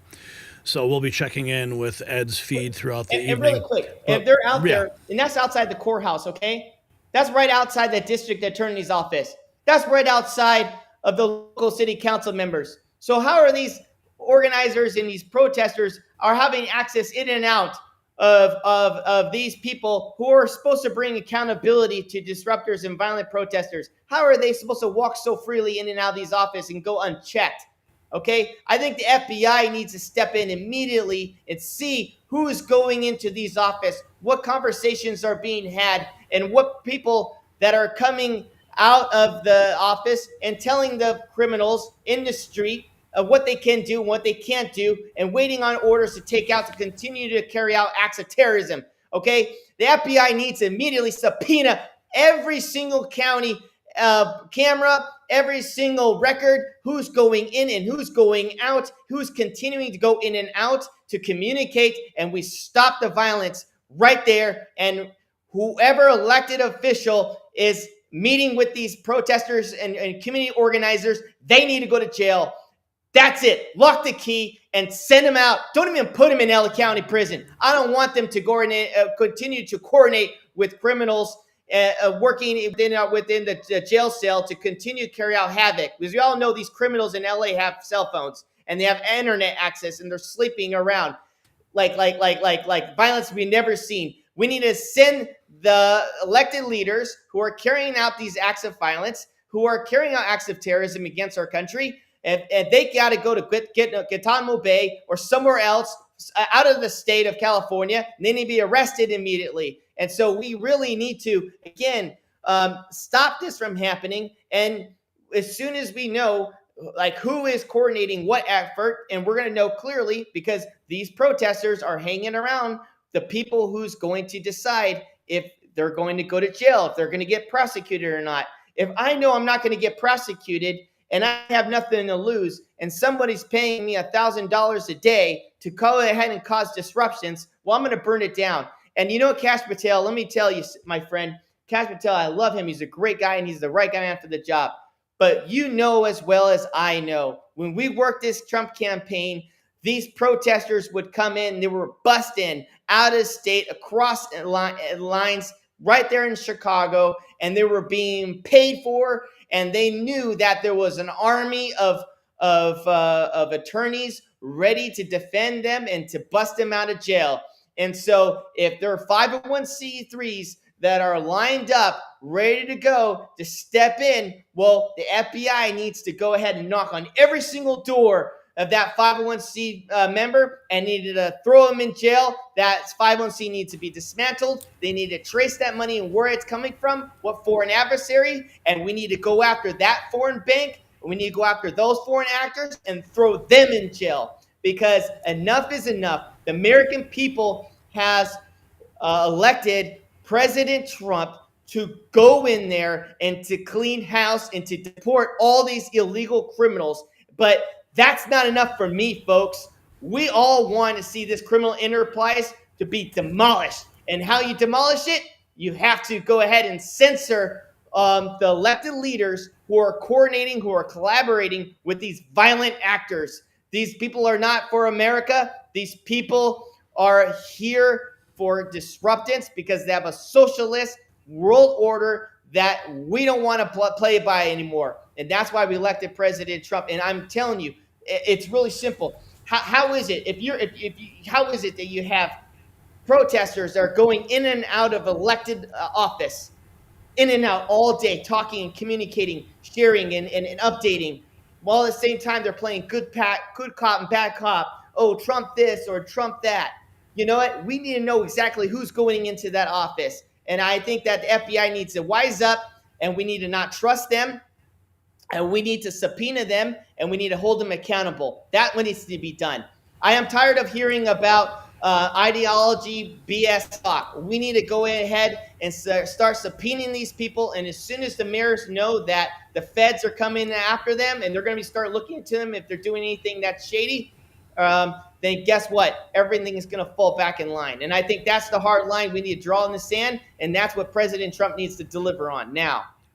All right, Michael, thank you so much for joining us on this special edition of the Raw Feed with your insights. Very valuable. Thank you. Thanks, sir. All the best. All right, that was Michael Alfaro. As you can tell, he's got some deep insights and some very strong positions, and I think he's definitely onto something. Subpoenaing every single elected official, see who's communicating with who, see where the 501c3s, who they're talking to. These are not organic protests by any stretch at all. I mean, look at this Craigslist ad right here. You can see it. The LA riots are not organic. They're orchestrated, well-funded chaos. Looking for the toughest badasses in the city. Seeking extremely tough, brave men for a new crew I'm building. Compensation $6,500 to $12,500 per week. We're forming a select team of the toughest dudes in the area. This is on Craigslist. This unit will be activated only when the situation demands it, but you get paid every week no matter what. High pressure, high risk, no room for hesitation. We need individuals who do not break, panic, or fold under stress and are basically all-around kick-ass dudes. Now, there's a point in this ad, I think I can, if it says here at the bottom, it says here, we're recruiting those who are hard, badass, ready for confrontation when necessary, and will train you if necessary. I mean, it even says in the ad, now this is not the full, there's another part of the ad that's not here. I saw another version that said that they're looking for people that are not afraid to confront the military. That's where we're at here.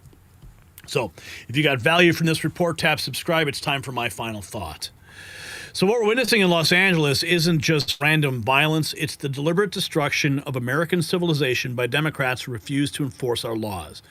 When professional anarchists can torch $600,000 vehicles, loot businesses at will, and assault innocent Americans while carrying foreign flags, we're not looking at protests. We're looking at an invasion.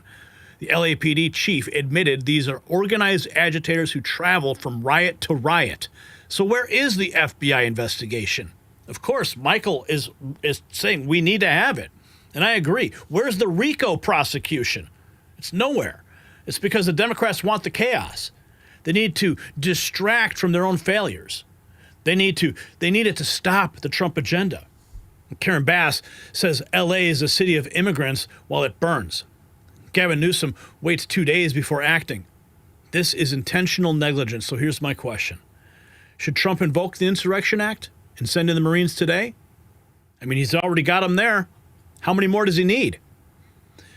While LA burns, you can protect yourself. Grab some exclusive Next News gear at our merch shop. It's linked down below. All right, that was quite a segment. Michael, thank you for joining us. We have our trivia question. We're going to get to that in a second, but there was quite a few super chats that came in. From Tony, he says, I'm happy President Trump sent in the Marines. And yeah, that's he needs to send in more. So there's $5 from Tony. Thank you for that. We'll put the $5 in the jar right there. Parmis Dash, $2. She says, saw an Antifa guy in a Safeway today near Sacramento. Interesting. Well, they are certainly everywhere. Sacramento's next. I mean, what this is only going to spread. They see it happening in LA. What's next? Atlanta? Chicago? Sandra Blackman, £2 sterling. God bless the world, says Sandra. $2, £2 sterling from across the pond. Thank you for that. And then we have Alice Cersei, who just dropped $20. Thank you for your support, Alice. We're going to put your 20 right into the jar as well. I know I've got a 20 around here somewhere. Here we go. Here's $20. And Parmis, adding to that, the Antifa guy was loading up on water and supplies. Not surprising at all. Heading to their next peaceful protest. All right, let's take a look at the answer to our trivia question.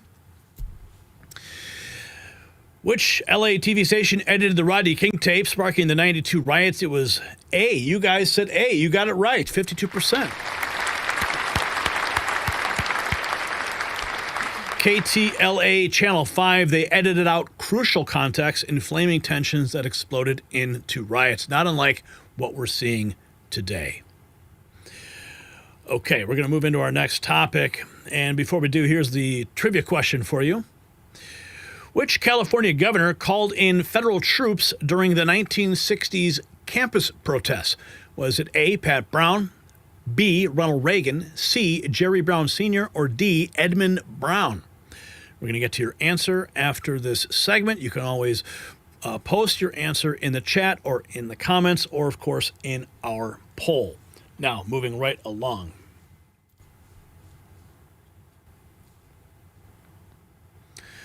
The The war between President Trump and California just went nuclear, and Gavin Newsom's having a complete mental breakdown on live television. After Trump sent the National Guard to restore order in Los Angeles, Newsom did something so desperate, so pathetic, that even his media allies can't spin it. He's publicly daring Tom Homan to arrest him, playing tough guy for the cameras while his state burns. But while Newsom grandstands for attention, we've uncovered the real reason he's panicking. Because the riots didn't start over immigration protests. They started when ICE raided businesses laundering money for Mexican and Colombian cartels. The truth about this constitutional showdown between Trump and California's failed leadership is going to shock you, so don't look away. And just like California's broken education system indoctrinates kids with leftist propaganda, most children's content pushes the same anti-American agenda. That's why the Tuttle twins created this Liberty First content that teaches real economics, personal responsibility, and constitutional values. The monthly magazine uses comics, activities, and real-world lessons to counter the woke narrative. While Newsom destroys California's future, you can protect your children's minds. Freedom is never more than one generation from extinction. So don't let your kids become another casualty of leftist brainwashing. Subscribe to the Tuttle Twins magazine for just $56 a year at TuttleTwins.com/next. Give your children the truth they deserve, or simply buy it as a gift and let it show up in their mailbox. Your kids, your grandkids, your nieces, your nephews, that's what they deserve. Go to TuttleTwins.com/next. It's linked below. Now, the constitutional crisis between Trump and California has reached a boiling point, and the Democrats are completely losing their minds. What you're about to see exposes the raw desperation of failed leadership when federal authority steps in to restore order. We start with Speaker Mike Johnson backing Trump's decision to send in the National Guard. Watch as he destroys ABC's narrative and explains why Trump had no choice but to act when local leaders failed their citizens. Watch.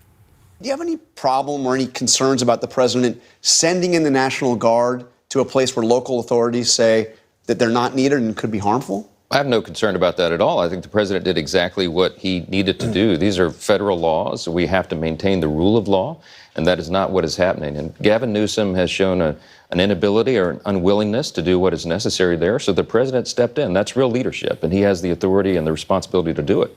Secretary Hegseth said that active duty Marines there at Camp Pendleton, there by San Diego, are on high alert and could be mobilized. Could we really see active duty Marines on the streets of Los Angeles? You know, one of our core principles is maintaining peace through strength. We do that on foreign affairs and domestic affairs as well. I don't think that's heavy-handed. I think that's an important signal. You don't think sending the Marines into the streets of an American city is heavy-handed? We have to be prepared to do what is necessary, and I think the notice that might happen might have the deterrent effect.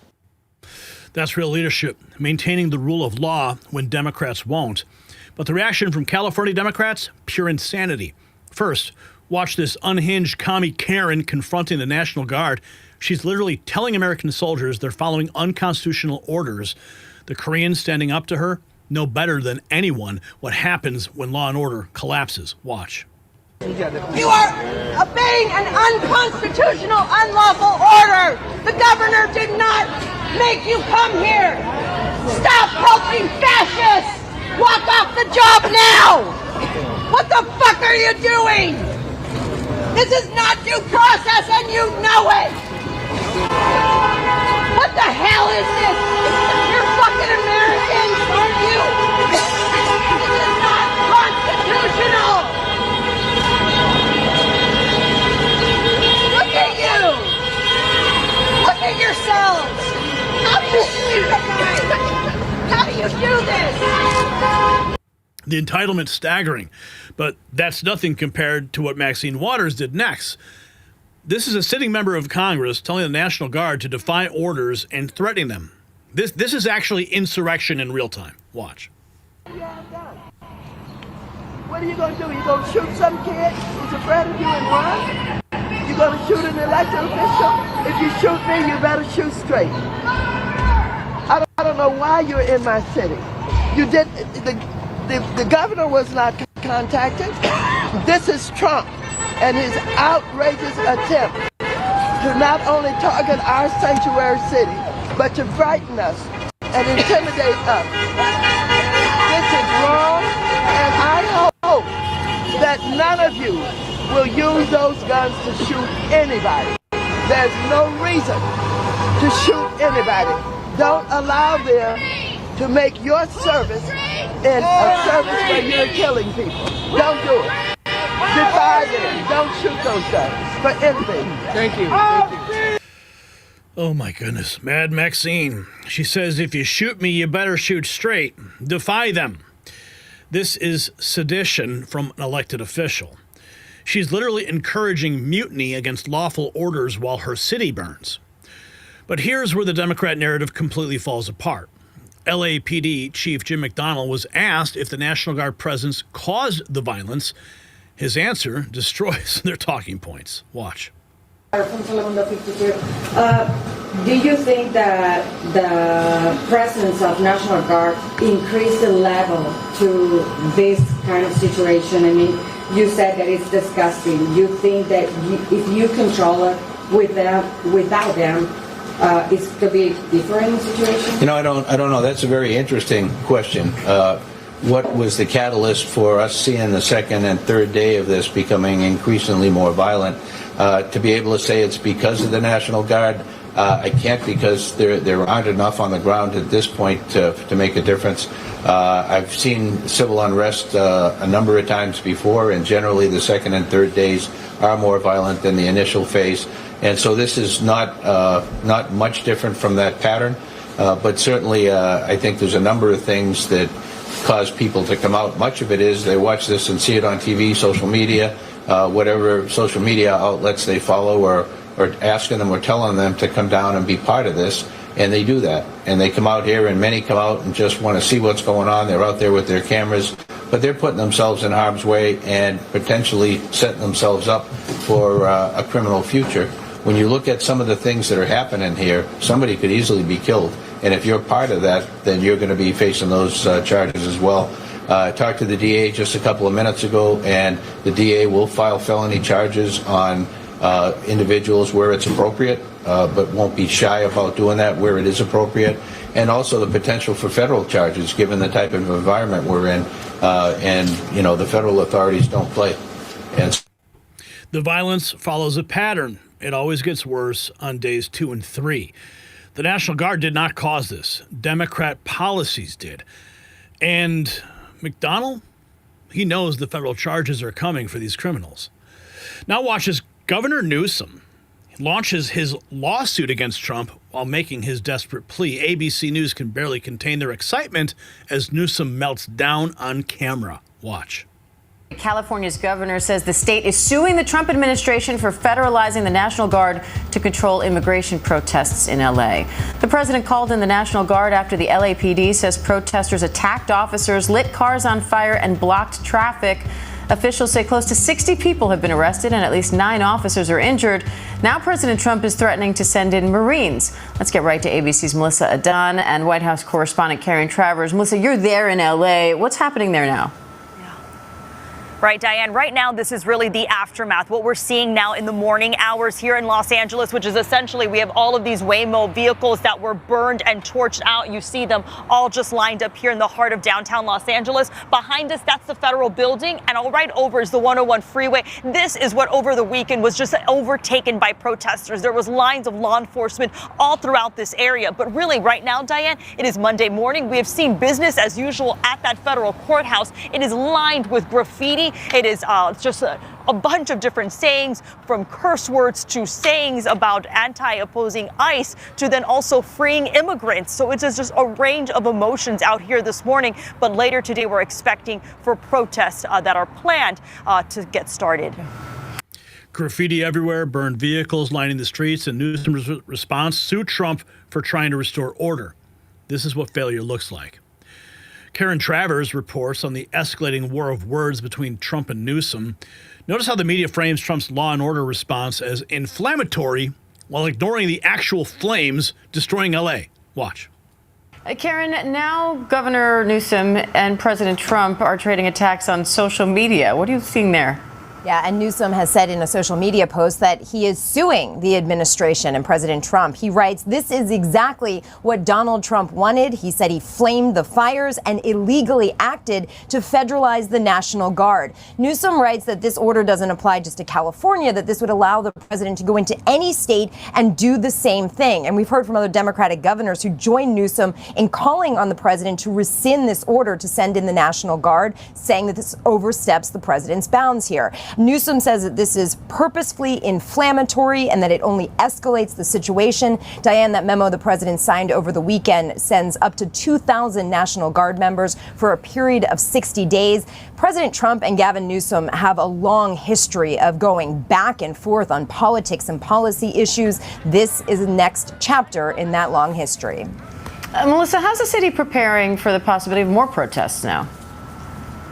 Exactly, Diane. So while right now here in the morning, what we're seeing is just news crews, really journalists that have come out to see this, and then those that are working into the city, there's also the law enforcement. That's what the city of LA has prepared for. They do have their law enforcement, LAPD out. We even saw in nearby county, Ventura County Sheriff's Office, Sheriff's Department that have also come in. And then, of course, they have the National Guard staged at different parts of Los Angeles. The mayor saying, though, that she is encouraging those that want to protest peacefully to do so, rightfully, to express their messaging, express their concerns. But the LAPD chief, in that same breath, while he was noting that there were several protests that were conducted in the right manner, he called these other acts of violence, like you see burning out these cars, disgusting.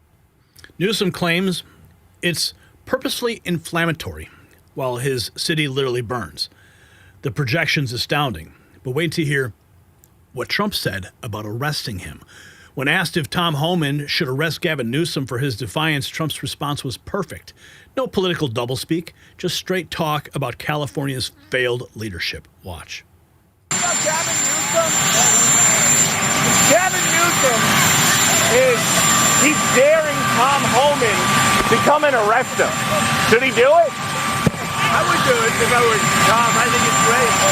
Gavin likes the publicity, but I think it would be a great thing. He's done a terrible job. Look,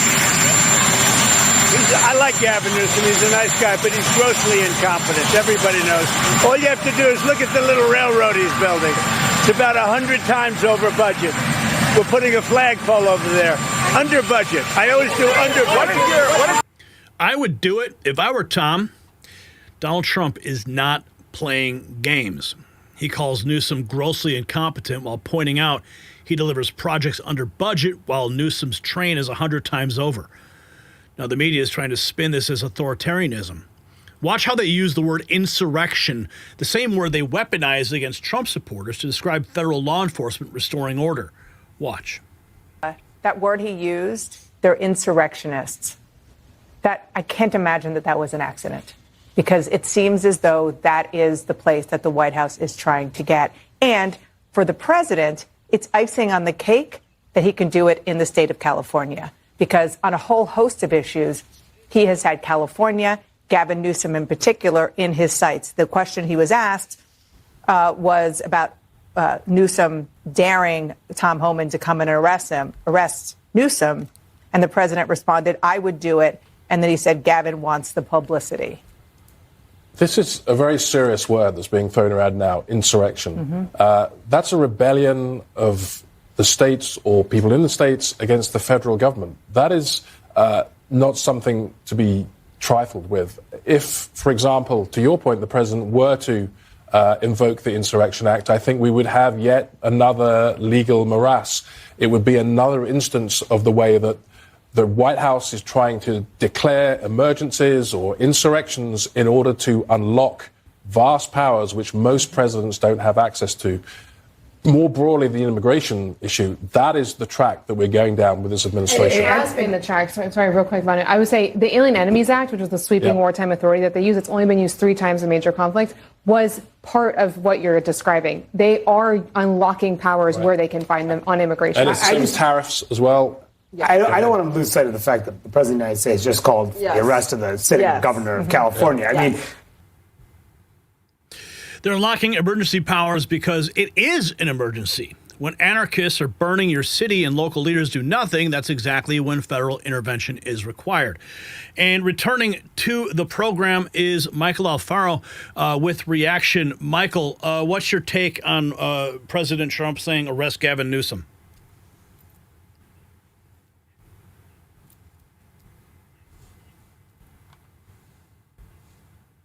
To be having a conversation amongst the two of them. We have the majority House and we have the majority Senate.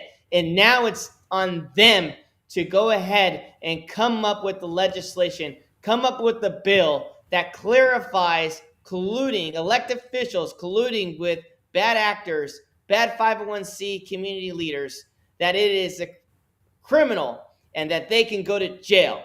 That's the bottom line. We have the majority House. We have the majority Senate. Let's pass it. Let's get it signed on the desk. And let's send a message from Washington that law and order means law and order. And enough of the politicking and pointing the finger around the room. Someone needs to step forward and draft this bill and make it very clear. If there is an endangerment on federal officers but Michael, we don't have time to go through the legislative process to enact the bill. President Trump is very clearly directing Tom Homan. Yeah, you know what? He said, if I were Tom, I would go and arrest him.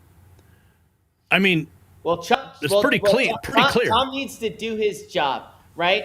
Tom needs to do his job. But I would also advise that he needs to look in, starting with the city council and starting to look into the mayor and including the police chief at every department where there is a federal crime, an open investigation. I think they'll be surprised to see what happens. But President Trump can also clarify all this by executive order. Of course, immediately with the stroke of a pen, we can make clear and make it because they're going to say, well, the law may not exactly say that this is colluding and that you're not working with and you're not enabling these criminal enterprises to disrupt and overthrow our local governments and our way of life and American First agenda. So I just think that right now, while the iron's hot, Senator Thune, Speaker Johnson, they need to come up together. They need to come up with a plan. They need to pass a bill overnight. They do it all the time for every special interest across America. They can do it now for the American people. And President Trump already signaled, President Trump will never say, you need to do this for me. He doesn't operate like that. He doesn't lead like that. He will literally give you the enough where you have to figure out on your own to go and do it, right? But if anyone who is appointed right now, you need to start carrying out your authority here. We need real leaders, and Homan needs to arrest Gavin Newsom, the governor, and including all elected leaders at the local level, because those leaders at the local level are more dangerous for the American people because they're the ones that are giving the green light to these community actors, to these protesters. They're the ones who are enabling the riots and causing the havoc. And so they're the ones that need to be held to the fire first. All right, Michael, thank you for that reaction. And right now we do have a live look at the White House. You can see it all lit up, and it's very peaceful there, unlike the streets of Los Angeles as night falls on that city. Now, ABC, they did show the National Guard staging throughout Los Angeles. Now, let's watch their reporter try to downplay the massive federal presence that's required to restore order to this failed state. Good morning. Yeah, we've already seen a large growing National Guard presence here in downtown LA. If you take a look behind me here, you can see troops are stationed along Alameda Street as another protest is expected to take place later today near City Hall.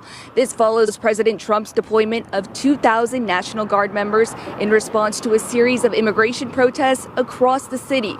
This is new video from overnight showing the troops arrive. They stopped at City Hall after driving through Paramount, then ended up here at the Federal Building. Meantime, this follows another night of protest.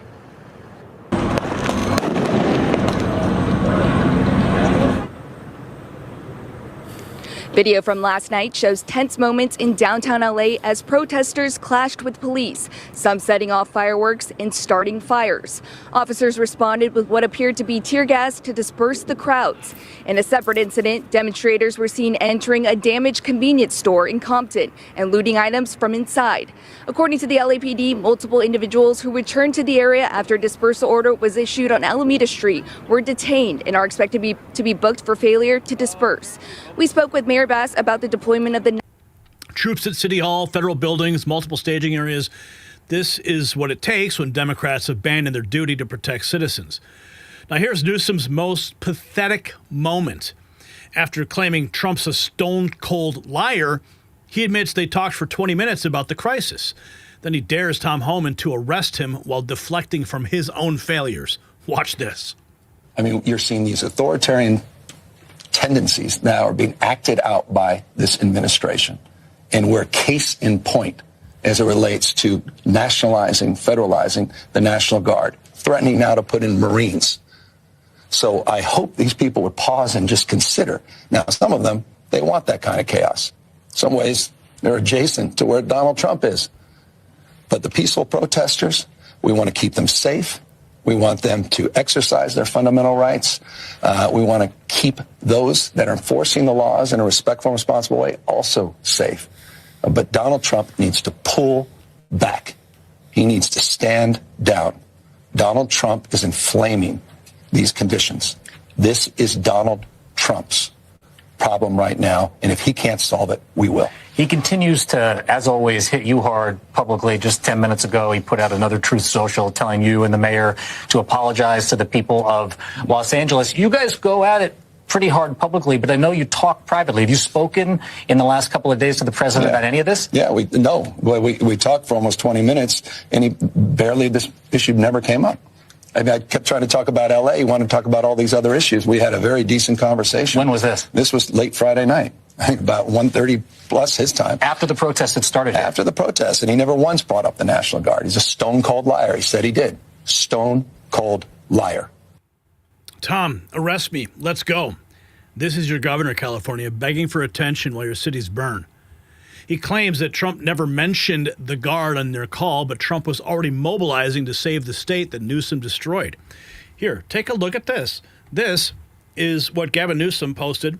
I was just informed Trump is deploying another 2,000 Guard troops to L.A. The first 2,000 given no food or water. Only approximately 300 are deployed. The rest are sitting unused in federal buildings without orders. This isn't about public safety. It's about stroking a dangerous president's ego. Gavin Newsom has colluded with the enemy and has already committed treason and sabotage. That's what this one commenter says. Homeland Security 13 hours ago. California politicians must call off their rioting mob. Federal law enforcement are working to protect and safeguard America. And they post this horrible footage that is clearly, just a symbol of the failed state that California is. Now, we're going to continue with the interview of Newsom, admitting he knew about the immigration raids but didn't do anything. He calls it a setup while taking zero responsibility for the chaos in the streets. Watch. It was a very civil conversation. I've always wanted to approach engagement with the President of the United States in a respectful and responsible way. But there's no working with the President. There's only working for him. And I will never work for Donald Trump. Did you mention at all to him in that phone call on Friday night the types of raids that were happening in your state on Friday? You know, there are reports that and video of enforcement operations happening in ways that they haven't traditionally. ICE officers going to Home Depots around Los Angeles and picking off day laborers. Did you bring that up with him? The conversation started with the frame of what's happening in L.A. He immediately pivoted to other interests and other things. Do you think he was aware of what was happening in Los Angeles? I think I'm more than aware. And obviously, he was setting this up to take these additional steps. This was a setup. And I'm not saying he was setting things up. I'm not saying it was a setup. But clearly, they were in the process of moving to these next steps because out of nowhere, just a few hours after that conversation, he moves to pull the trigger under this construct under Title 10 and then created and exacerbated the conditions that are persisting today. This was a setup, he claims. No, Governor, this was ICE doing their job while you protected cartel money launderers. The setup was you allowing criminals to operate freely. Now watch as Newsom suddenly discovers law and order exists, but only when it suits his narrative, and he demands arrests for rioters while ignoring the 364 other days a year when crime runs rampant in California. Watch. These guys, these idiots that are jumping up on cars, that are burning these Waymos, these people, that's a disgrace. Mm-hmm. And the impact they're having on our democracy, there's a lot at risk here. I mean, this is not just a simple act of disobedience. They should be arrested. They should be held accountable. Anyone who attacks any innocent person, including a law enforcement person that's lawfully doing their job, they're members of our community just like everybody else. They go to the same churches. They're good human beings. Mm-hmm. And, just because we don't like Donald Trump, just because we don't like their orders, doesn't mean you have the right to hurt or harm people. And that goes for them as well. And we'll hold them, everybody, to a higher level of accountability. But that's not what Trump is after. He's not for peacemaking. He's here for war. He wants a civil war on the street. He wants a civil war on the streets. That's what Newsom projects. No, Trump wants to stop the war that's already happening under Democrat rule. And take a look at this. Just in, DHS and National Guard staging an epic takedown of a rioter in Los Angeles. This live shot right here, we're going to go head over that way. You see, it appears to be California National Guard. Ooh, they're taking somebody down right now. Right. I don't know if they saw. Yeah, I don't know who those guys are or what they did, but you can see that appears to be. Is that California National? If it says ERO on their back, that would be ICE. That stands for Enforcement and Removal Operation. I can't tell. It's some sort of law enforcement, and they clearly did not. Yeah, they clearly did not like what the guy in the yellow was doing right there, because they ran right at him and they took him down. So we'll ask and we'll see if we can find out what that guy did. It looked like he was loitering near a vehicle. It looks like a firework just got thrown in. So that's more of what you're seeing multiple fireworks coming into that frame there, Trace, and that's what we were just dealing with about 30 minutes ago while we were live on Hannity. We had fireworks being thrown in our direction, in LAPD's direction. So the chaos continues, but Tom Homan has now responded to Newsom's theatrical arrest me dare. Watch him expose NBC's dishonest editing and reveal the real reason the riot started. ICE was busting cartel money launderers. Watch. Who say that these policies, those laws, Alien Enemies Act and the like, were not meant for this. One of his toughest critics right now is, of course, California Governor Newsom. We want to give you a chance to respond. Governor Newsom, in an interview with NBC News, said, quote, just get it over with in terms of you arresting him. He says, quote, he's a tough guy. Why doesn't he do it? He knows where to find me. So, Tom, arrest me. Let's go. That was the governor of California talking to you. Well, look, I'm not biting on that. The NBC reporter that interviewed me very dishonest. We did a 20-minute interview, and he cuts out a little clip that makes me and takes my words out of context. Here's what we said. And he talked about what I talked about, these people that are these protests and rioting. When they cross the line, they got that. Well, here's what I said: they have a right to protest, they have the First Amendment rights, but they can't cross that line. They can't cross that line of impediment. They can't cross that line of putting their hands on officers. They can't cross the line of knowing and concealing and illegal anarchy, because they're all federal crimes. They're in statute, and they will be prosecuted. When he asked the questions, that include Mayor Bass and Governor Newsom, I was clear: they haven't crossed the line, but they're not above the law either. If they commit a crime, they certainly will ask for prosecution. That's what was happening. I never threatened to arrest Governor Newsom, so I'm not biting off on that. It's just that reporter's dishonest, and let him play the whole 20-minute interview, and you'll see a whole different discussion that we had. All right, NBC News, of course, stands by the reporting. Border Czar Tom Homan. Mr. Homan, we appreciate you joining us this morning. We'll talk to you again. There it is. The riot started because ICE was investigating money laundering, customs fraud, and cartel financing. Newsom let the city burn for 2 days before acting. Trump wasn't late. Newsom failed. The full truth comes out in Homan's extended explanation. It wasn't about immigration protests. It was about protecting criminal enterprises that fund cartels in Colombia and Mexico. Watch. So, Tom, you've been leading these operations. And so instead of criticizing the people that are attacking our agents, you got Gavin Newsom, who has called for you to arrest him, and you got Maxine Waters, who is going after the National Guard. Watch this. He's a tough guy. Why doesn't he do that? He knows where to find me. The hell is this guy? Come after me, arrest me. Let's just get it over with. Tough guy. I don't give a damn. but I care about my community. And I'm sorry to be so clear, but that kind of bloviating is exhausting. So, Tom, arrest me. What are you going to do? You going to shoot some kid? He's afraid of getting run? You going to shoot an elected official? If you shoot me, you better shoot straight. I don't know why you're in my city. You did. The governor was not contacted. Tom, what's your response? Well, first of all, it's just ridiculous. That reporter from MSNBC, he's a joke. He's a dishonest reporter. What we discussed was, for those protesters that cross the line, I've said it many times, you can protest, you got your First Amendment rights. But when you cross that line, you put hands on an ICE officer, or you destroy property, or I say that you're impede law enforcement, or you're knowingly harboring concealing illegal alien, that's a crime. And the Trump administration is not going to tolerate it. You cross that line, we're going to seek prosecution in the Department of Justice. Then the reporter asked me, well, could Governor Newsom or Mayor Bass be arrested? I said, well, no one's above the law. If they cross the line and commit a crime, absolutely they can. So there was no discussion about arresting Newsom. And so, what he's done, he's failed that state. He waited 2 days of that city burning and people getting hurt, officers being assaulted, before he made any declaration of an unlawful assembly. He's late to the game. President Trump isn't late to the game. Men and women of ICE are not late to the game. And let's make this clear.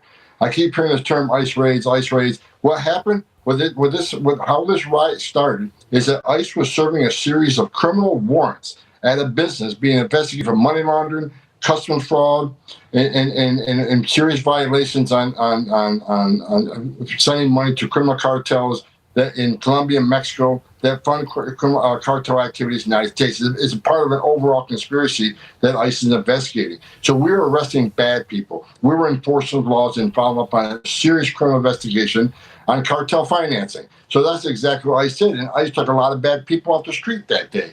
We arrested a sexual predator, arrested gang members, arrested somebody that had an armed robbery conviction. So we made LA safer. The men and women at ICE, the men and women at the Border Patrol made LA safer that day. But you're not hearing any of this. All you hear is a rhetoric about ICE being racist, about ICE being Nazis and terrorists. And Governor Newsom feeds that. Just like Hakeem Jeffrey feeds it, that he's going to unmask ICE agents. And the members of Congress who keep feeding this rhetoric, they're the ones that are causing this riot because they don't listen to the truth about what the men and women at ICE are doing. We're keeping our promise to American people to make these streets safe again. And that's exactly what we're going to do, and we're not going to stop doing it. Money laundering, customs fraud, cartel financing, that's what Newsom's protecting while playing victim on TV. No wonder he wants to change the subject. If you got value from this report, tap subscribe. It's time for my final thought. Gavin Newsom's meltdown reveals everything wrong with Democrat leadership. While his state burns, he's playing political theater, daring arrests, filing lawsuits, and calling press conferences instead of protecting citizens. The truth that Tom Homan exposed is damning. These riots erupted because ICE was busting businesses laundering money for Colombian and Mexican cartels. That's what Newsom's really protecting. Criminal enterprises that fund the poison flooding our streets. When Maxine Waters tells troops to defy orders and threatens violence, when governors sue the federal government for restoring order, when protecting cartel money launderers matters more than protecting Americans, we're witnessing the complete breakdown of the rule of law. And what is Trump's response? I would do it if I were Tom, arresting Gavin Newsom. And that's leadership. So here's my question. Should governors who obstruct federal law enforcement to protect cartel operations face federal charges? Should Gavin Newsom be arrested? Yes or no? Sound off below.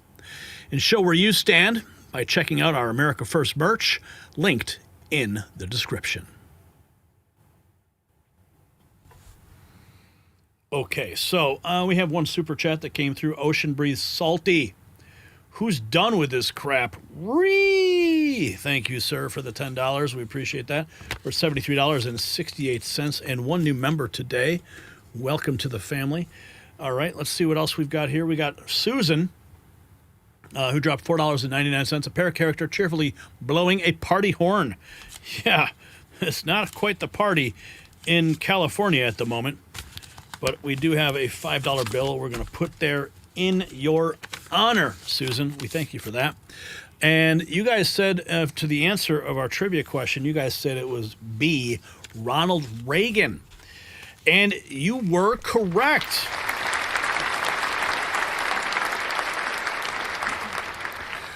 Ronald Reagan sent troops to Berkeley in 1969, proving Republicans can restore order. All right, moving on to our next multiple choice question tonight. Which president's travel ban was upheld by the Supreme Court in 2018? Was it A, George W. Bush, B, Barack Obama, C, Donald Trump, or D, Joe Biden? I think the answer's I think the answer is in the question itself. All right. We're going to get the answer to that when we come back from this segment, and we're going to move right along. While Los Angeles burned and anarchists attacked our police, President Trump quietly signed an executive order that sent shockwaves around the globe. A dozen countries just got banned from sending their citizens to America, with several more facing partial restrictions. The mainstream media wants you to think that this is random or it's racist. But we've uncovered the truth, and it's quite terrifying. These aren't just any countries. They are nations that refuse to cooperate on security screening, harbor terrorists, and have massive visa overstay rates. Now, the Boulder attack was the final straw. An Egyptian national here illegally firebombing a Jewish event, and Trump said never again. So the list of banned countries and the panic from the left tells you everything, so keep on watching. And just as America faces threats from countries that won't properly vet their citizens, your body faces daily attacks from inflammation that most people ignore until it's too late. You've heard that turmeric fights inflammation, but here's what they don't tell you. Regular turmeric powder is almost useless. Dr. Josh, a leading Connecticut pain doctor, discovered a special turmeric extract that's 200 times more powerful than kitchen turmeric. His patients experienced shocking results. Pain turned off like a light switch. After 20 years helping hundreds of thousands escape constant aches without surgery or injections, he's sharing this breakthrough. And you can learn Dr. Josh's turmeric hack at goldenrevive.com/NNN. That's goldenrevive.com/NNN. You'll find it linked in the description. Now, President Trump just dropped the hammer on nations that threaten American security and the establishment's in full meltdown mode. The travel ban that took effect at midnight isn't about politics, it's about survival. Let's start with Trump himself explaining why this had to happen. Because the Boulder attack was a wake-up call that Biden's open-door policies have made us sitting ducks. Now watch the president lay out the cold, hard facts about who's getting banned and why. Watch. The recent terror attack in Boulder, Colorado, has underscored the extreme dangers posed to our country by the entry of foreign nationals who are not properly vetted, as well as those who come here as temporary visitors and overstay their visas. We don't want them. In the 21st century, we've seen one terror attack after another carried out by foreign visa overstayers from dangerous places all over the world. And thanks to Biden's open door policies, today there are millions and millions of these illegals who should not be in our country. In my first term, my powerful travel restrictions were one of our most successful policies, and they were a key part of preventing major foreign terror attacks on American soil. We will not let what happened in Europe happen to America. That's why on my first day back in office, I directed the Secretary of State to perform a security review of high-risk regions and make recommendations for where restrictions should be imposed. Among the national security threats their analysis considered are the large-scale presence of terrorists, failure to cooperate on visa security, inability to verify travelers' identities, inadequate record-keeping of criminal histories, and persistently high rates of illegal visa overstays, and other things. Very simply, we cannot have open migration from any country where we cannot safely and reliably vet and screen those who seek to enter the United States. That is why today I am signing a new executive order placing travel restrictions on countries including Yemen, Somalia, Haiti, Libya, and numerous others. The strength of the restrictions we're applying depends on the severity of the threat posed. The list is subject to revision based on whether material improvements are made, and likewise, new countries can be added as threats emerge around the world. But we will not allow people to enter our country who wish to do us harm, and nothing will stop us from keeping America safe. Thank you very much. 12 countries fully banned, 7 partially restricted. These nations refuse to verify identities, won't share criminal histories, and have sky-high visa overstay rates. We will not let what happened in Europe happen here. Now, the banned countries include Afghanistan, Iran, Libya, Somalia, Sudan, Yemen, Haiti, Myanmar, Chad, Republic of Congo, Equatorial Guinea, and Eritrea. Notice the pattern?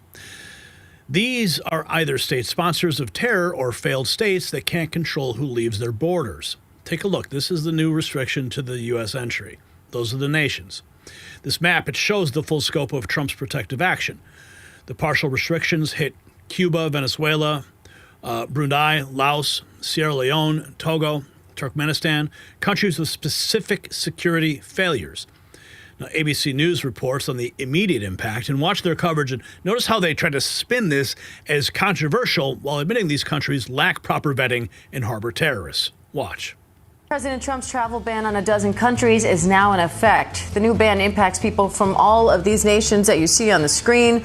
The president's also imposing partial restrictions on entry from these 7 other countries.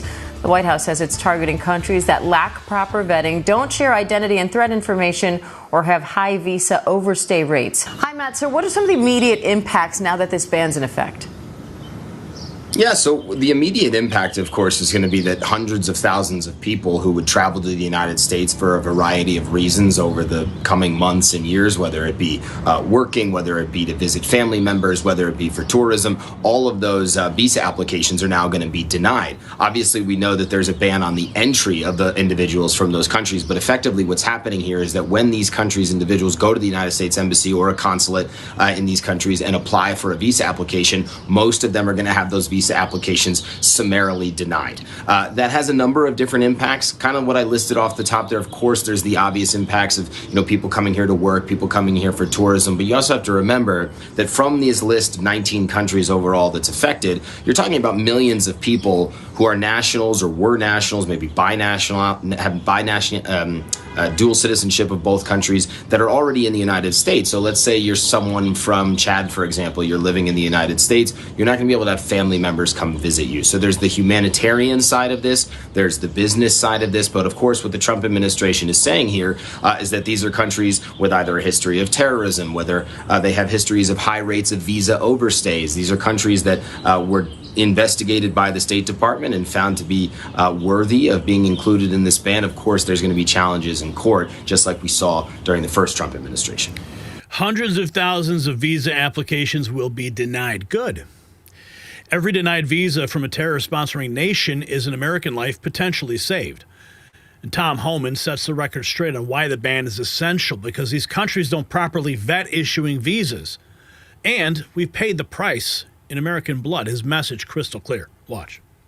And the travel ban is exactly what it should be doing. And the countries that are being targeted on this do not do proper vetting before the issue visas come to this country. This is about protecting America, right? We spent 4 years, got over 2 million known gotaways. How many of them came from a terrorist country that sponsors terrorism? We don't know. President Trump has taken every step possible to protect this nation from a terrorist attack and from other criminal activity that crosses our border and comes into the visa program. So this is simply making these countries step up and doing the right thing. When you send someone to give someone a visa and they enter the United States, we want proper vetting done before they come here. That's what this is about. This is about protecting America.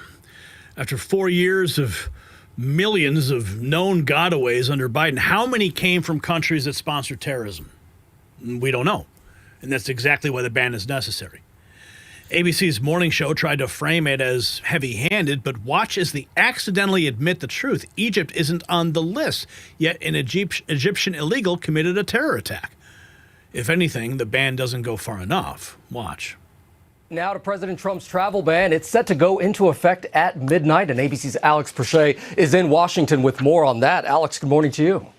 Good morning, Gio. Yes, so this ban goes into effect at midnight. And take a look at this map. The United States is imposing full restrictions on entry from 12 countries: Afghanistan, Burma, also known as Myanmar, Chad, the Republic of Congo, Equatorial Guinea, Eritrea, Haiti, Iran, Libya, Somalia, Sudan, and Yemen. And then partial restrictions will go into effect for 7 additional countries. The White House says that these nations have been blocked because they lack proper vetting, have high visa overstay rates, or fail to share threat information with the U.S. And sources familiar with the decision say President Trump had considered this ban for months, but made the decision to sign this EO after the fire attack in Boulder, Colorado, where an Egyptian national here illegally after his work authorization expired in March allegedly used Molotov cocktails to attack demonstrators at a Jewish event to support hostages in Gaza, injuring more than a dozen people in the process, according to that criminal complaint. Now, Egypt is not part of this travel ban. The president has directed his administration to make sure the country's vetting capabilities are adequate. But President Trump enacted similar travel bans back in 2017 during his first administration, mostly affecting majority Muslim countries. Those executive orders sparked global outrage and challenges in the courts. Janae? All right, Alex Prochet there in Washington. Thank you. The White House is already directing reviews of Egypt's vetting, and more countries could be added. This is what America First looks like in action. Now, here's something that should concern every American. Immigration lawyer Rabia from Red Eagle Law just revealed how they're trying to circumvent Trump's ban. She's urgently telling people with visas to rush into America before proper screening can happen. This is a disturbing admission. Watch. Hi, y'all. This is Rabia with Red Eagle Law. I wanted to share a quick update for our clients that are from countries that are subject to President Trump's new travel ban and have visas issued in categories that are subject to the ban starting next week. If you have a visa issued, please get on the very next flight to the United States. Arrive this weekend. Don't subject yourself to whatever chaos will be ongoing next week at the airports. Play it safe. Don't fuck around and find out. That's the message we have for you. Safe travels. Don't F around and find out. That's what she's warning our clients. She's literally coaching people on how to beat the ban by entering before CBP officers are properly trained. Is this what passes for active legal advice right now? Yeah. But here's where it gets interesting. Well, Somalia made the ban list. Somaliland, which has stability and democracy, didn't.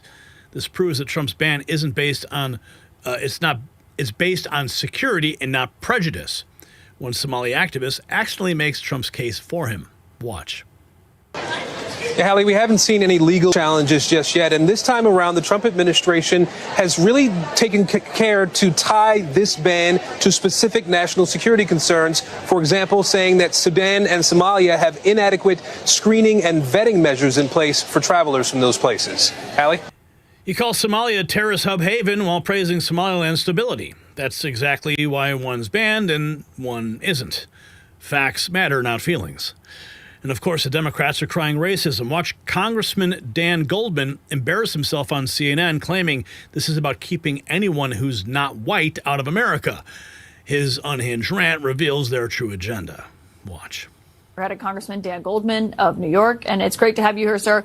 I do want to ask you about the auto pen and what is happening here at the White House. But before that, the other executive action that President Trump took tonight, banning travel from these 12 nations, restricting it partially from 7 others.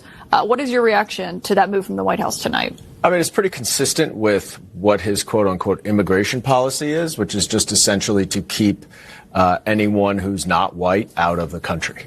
And that's what he's trying to do with these mass deportations of people who are going through the asylum process, which is a lawful pathway. That's now what he's trying to do in targeting these specific countries.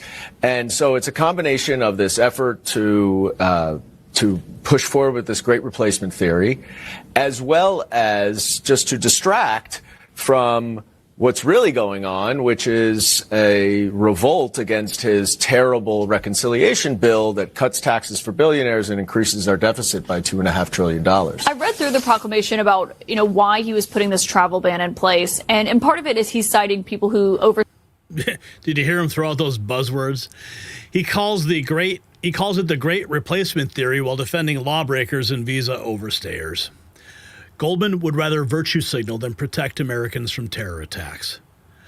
Now, the companies and organizations affected by the ban are already mobilizing their lawyers. They know that Trump means business.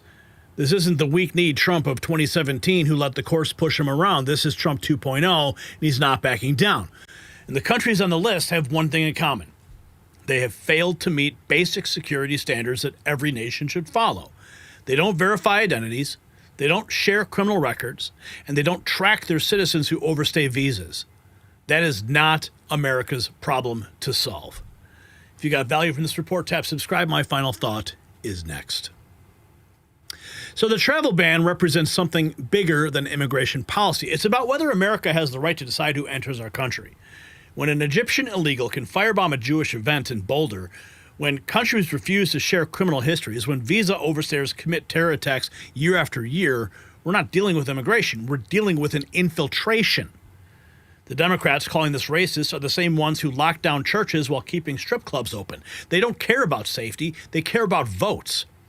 And that immigration lawyer coaching people to rush our borders before CBP gets trained, she just proved why the ban is necessary.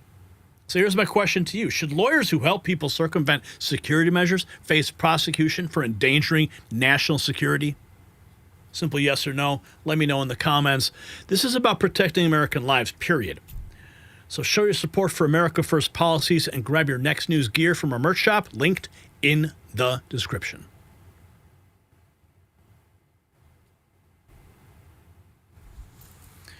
Okay, we got a dirty bird dropping $2 into the jar. Nero fiddled while the palace days burned. That came in from Rumble. Nice. We got some Rumble rants coming in tonight. Always nice to see when we get some love from Rumble. Let's put that up. Let's take a quick look here. 129 viewers on Rumble, 2,857 on X, and 665 on YouTube. Explain that one, would you? All right, now let's get to our multiple choice answer. Okay. Well, you guys said it was C. Donald Trump, 71% of you. Oh, yes.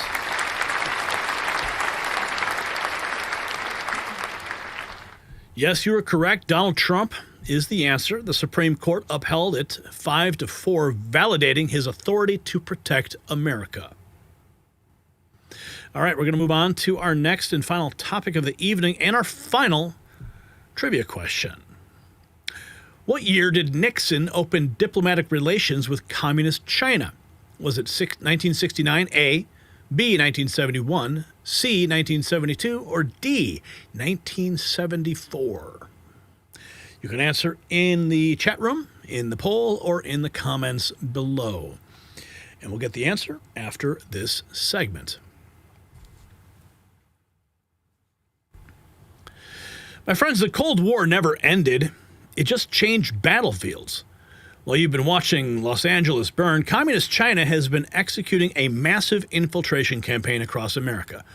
Their spies are embedded in our universities, stealing our technology and flooding our streets with fentanyl through cartel proxies. But here's what should terrify you. Iran, Russia, and China just held secret meetings to coordinate their assault on American power. And they're not hiding it anymore. They're openly collaborating to destroy us. Laura Trump just exposed how deep it goes, and the evidence is shocking.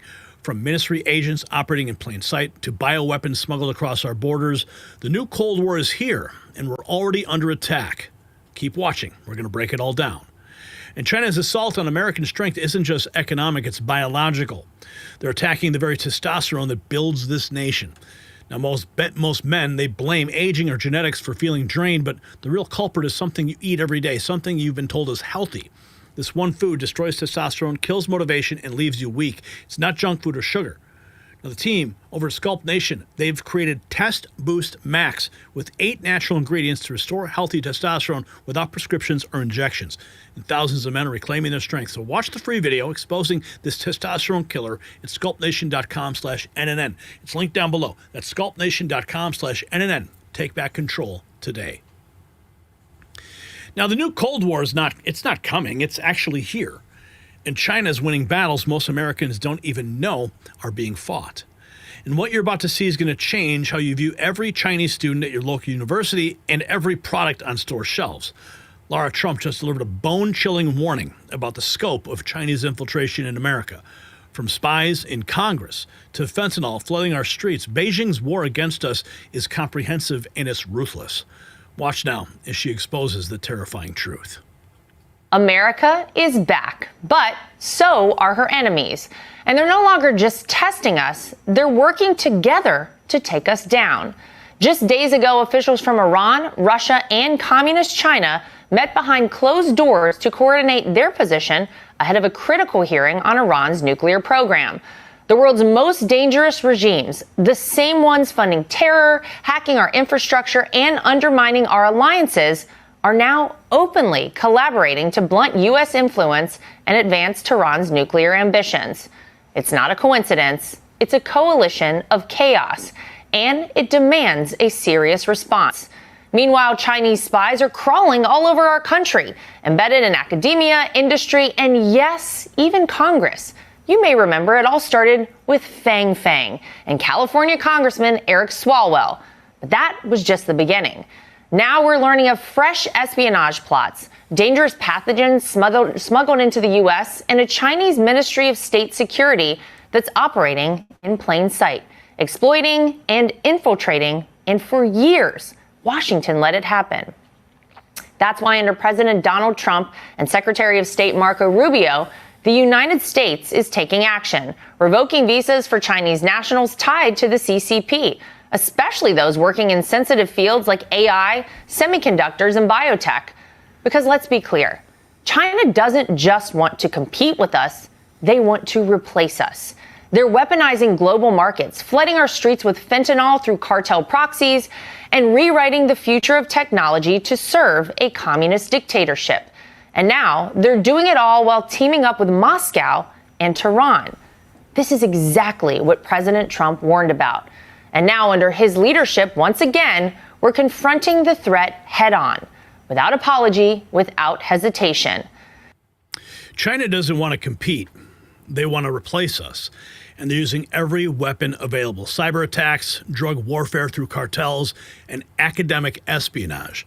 Thousands of Chinese nationals in sensitive positions just had their visas revoked. But the economic battlefield is where the real war is being fought. Jay Timmons from the National Association of Manufacturers reveals how dependent we've become on China for critical materials. Without these, we can't even build our own military equipment. Watch. Joining me now, I have President and CEO of the National Association of Manufacturers, Jay Timmons, and in person, too. Yeah, I know. It's good to be here. It's good to see you. Meeting of the minds again today after the 90-day pause, President Trump's phone call with Xi last week. Do you expect any sort of truce? And how big of a deal is today in your eyes? It's a huge deal, Marquis, because there are so many things, critical inputs for manufacturing that are coming from China that we need to have access to. And Tom mentioned critical minerals. Look, we can mine certain critical minerals here in the United States. We can't process them.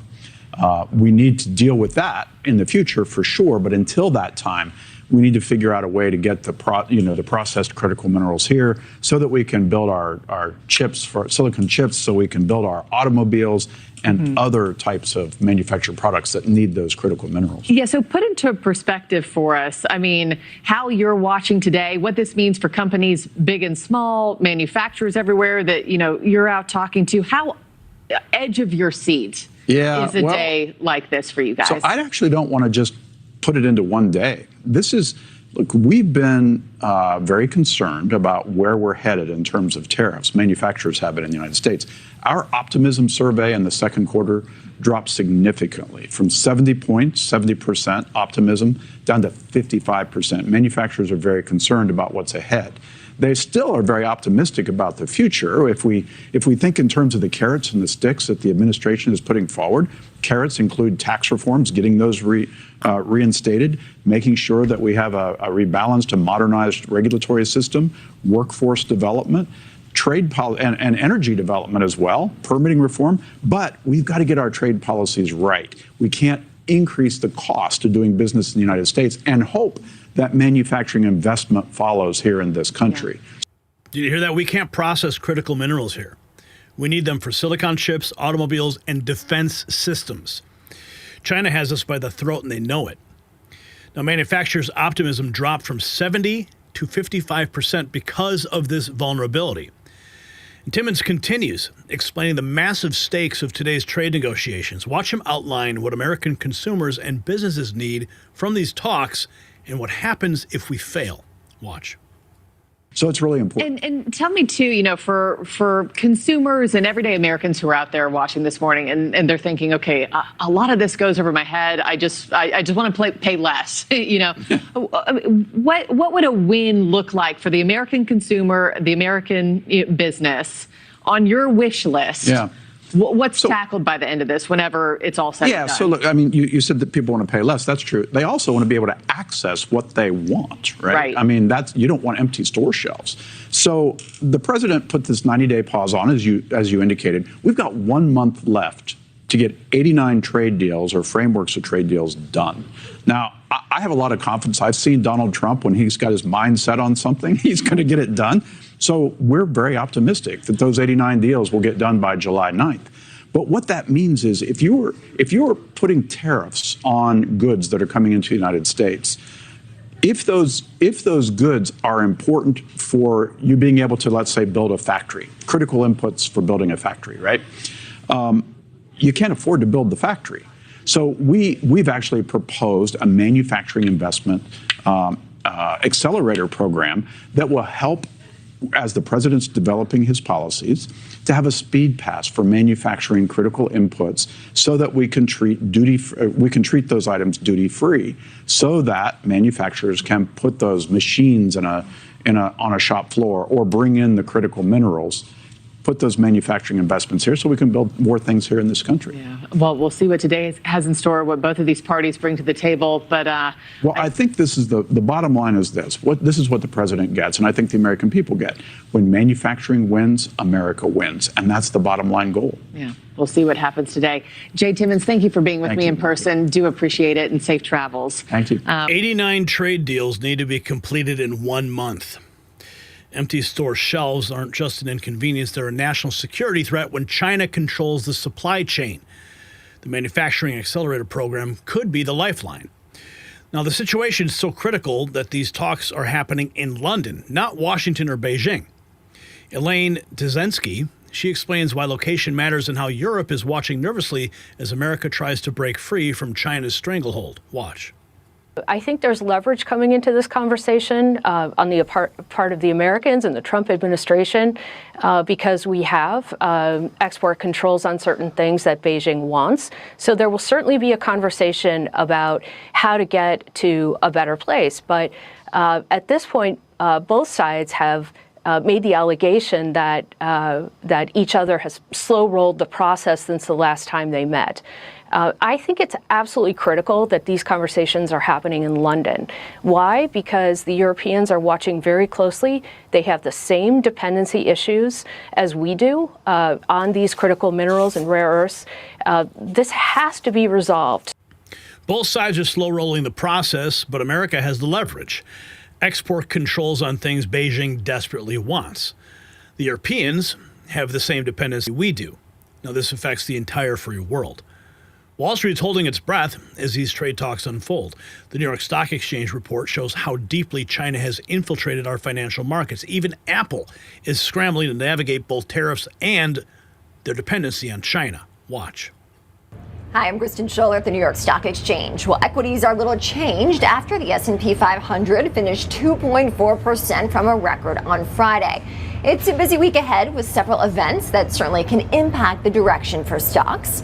Today, U.S. and Chinese officials are expected to hold trade talks in London. That's according to President Donald Trump, which he announced on Friday. Additionally, Apple's annual Worldwide Developers Conference starts this afternoon, and traders will look to Apple for updates on its artificial intelligence features and how it is navigating tariffs. Well, inflation data on Wednesday is expected to show consumer prices rose 0.2% in May from April, and economists estimate they were up 2.5% in May from the same time a year ago. Well, a preliminary read on June consumer sentiment on Friday will also include inflation expectations. Today at the New York Stock Exchange, professional services firm KPMG hosts its annual IPO boot camp. The gathering takes place after Circle's blockbuster NYSE debut last week. Circle's NYSE debut shows companies are trying to decouple from China, but it's not easy when Beijing controls so much of their supply chain. Every IPO, every trade deal, every tariff decision is now a move in an economic war. And Peter Navarro dropping a truth bomb about China's strategy. This isn't random. It's coordinated economic warfare designed to cripple American manufacturing and make us dependent forever. Watch. Steel and aluminum are critical to our national security and economic prosperity. And here's why the president had to go to from 25 to 50%. We have, let's talk about steel. We have essentially a world glut that emanates from China. It's a massive overcapacity. And what China does is it feeds that steel into the world, and it comes here and it dumps and it puts our companies out of business.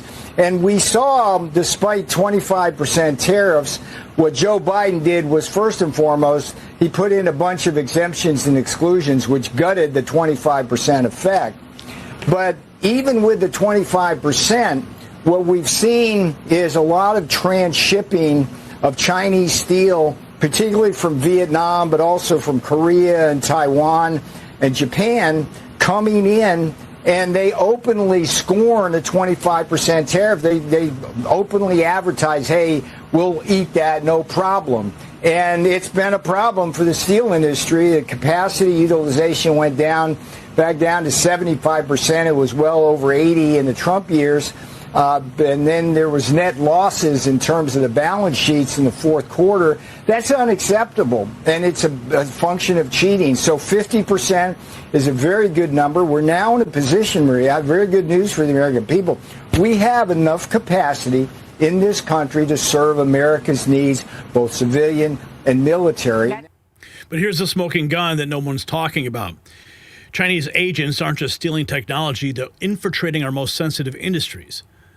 The same week that these trade talks happen, we discover Chinese nationals working on AI, semiconductors, and biotech projects. Coincidence?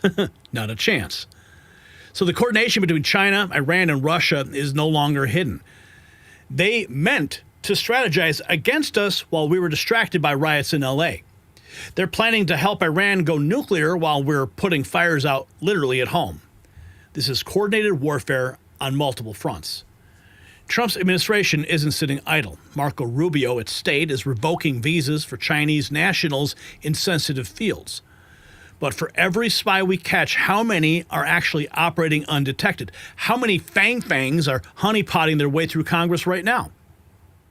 The fentanyl crisis? That's not an accident either.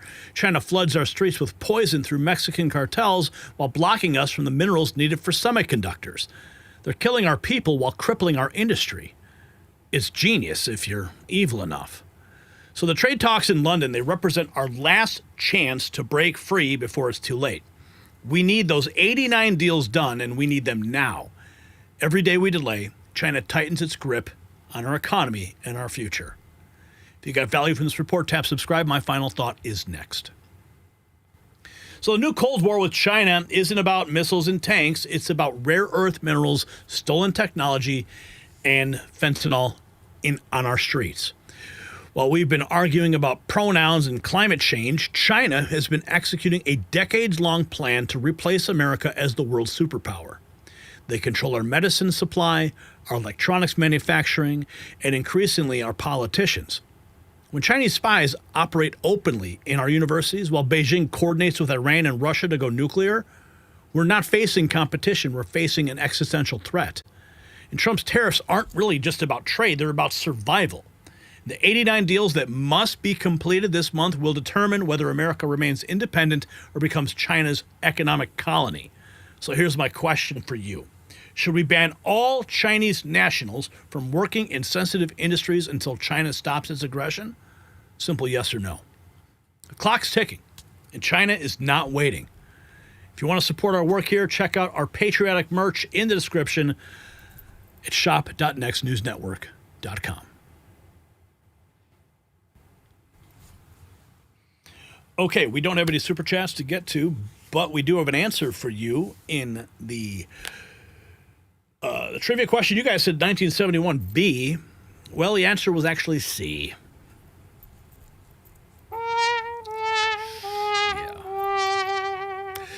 C, 1972, Nixon went to China, opening trade that now threatens our very survival.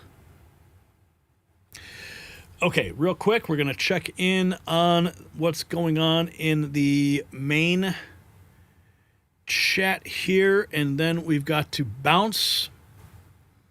This just in. This is 3 days ago. Let's see if there's anything else happening at the moment. 37 minutes ago, police declare the protest in Austin, Texas. Oh boy, spreading. Austin, Texas, unlawful assembly. Antifa, anti-ICE, and LGBTQ protesters. Texas scorecard caught incredible footage. Look at this. This is happening in Austin now. It's spreading. Let's see. Here's 38 minutes ago, Red Wave Press. Anti-ICE agitator rushes an LAPD officer with pepper ball gun, gets shot several times and smacked with a baton before running away. Let's see what else is going on here.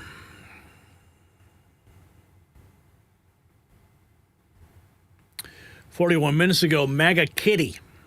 Now it's not just LA. Police are blocking protesters from accessing a bridge in Dallas, Texas." Austin and now Dallas. It's spreading, folks. Lovely. Proud Elephant. This is sick. Deport them all. F Trump leftists spit on and torch flags. We played that clip earlier today.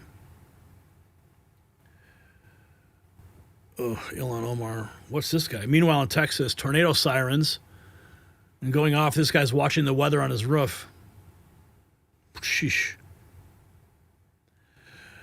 50 minutes ago, overnight, Russia launched what is likely to be the largest drone attack in history against Ukrainian capital of Kyiv, as well as the coastal city of Odessa. Hundreds of one-way attack drones targeting homes, apartment buildings, and civil infrastructure.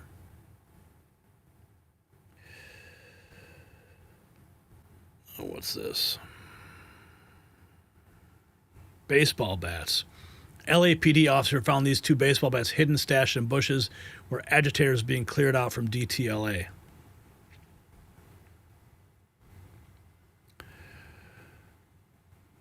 What's this here? 45 minutes ago, Paul Sperry, an American Airlines flight bound for Dallas from Sao Paulo, stopped just before takeoff Thursday night due to what the pilot announced was a security threat against our aircraft. Frightened passengers told me they were removed from AA Flight 962 and loaded onto buses. Oh, here we go. 12 hours ago, brace yourselves, Chicago. PSL is organizing anti-ICE event in Chicago on Tuesday. Holy cow.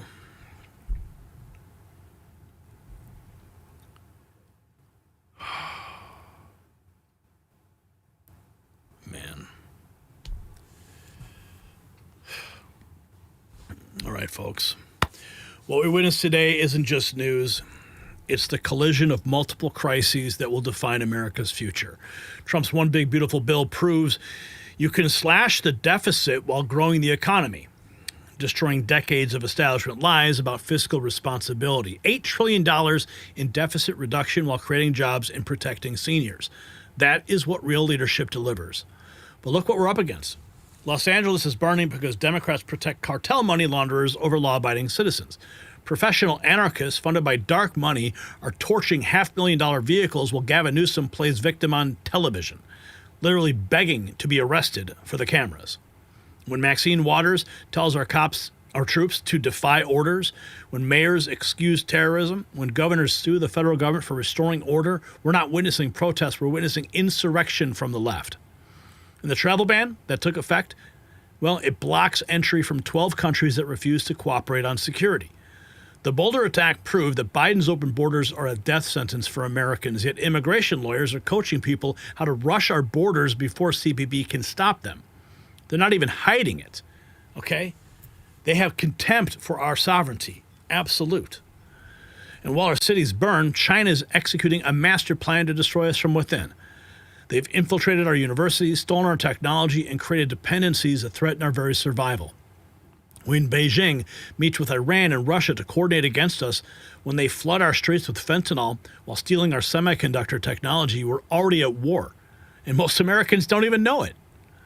But here's what gives me hope. Trump isn't backing down. He sent the National Guard to L.A. He banned travel from terror states. He's fighting China with tariffs and visa revocations. This is what we elected him to do, to put America first, no matter who screams about it. So to everybody who sent in Rumble rants and Super Chats tonight, you're the backbone of independent media. Your support keeps us free from corporate control. A special shout out to Susan, One Dirty Bird, Ocean Breeze Salty, and Parmas. Okay? You guys are the ones that make this show work. Okay? So tell a friend about the raw feed. Share the show. The algorithms are designed to hide this truth, but they can't stop person-to-person communication. Text the stream to someone who needs to see it. Visit our merch shop and wear your support proudly. Every purchase helps us stay independent. Now, tomorrow we'll have more truths the establishment wants hidden. Until then, stay vigilant, stay informed, and remember, we're not just reporting the news. We are fighting for America's future. This is Gary Franchi for the Raw Feed on the Next News Network, and we'll see you next time, Patriots.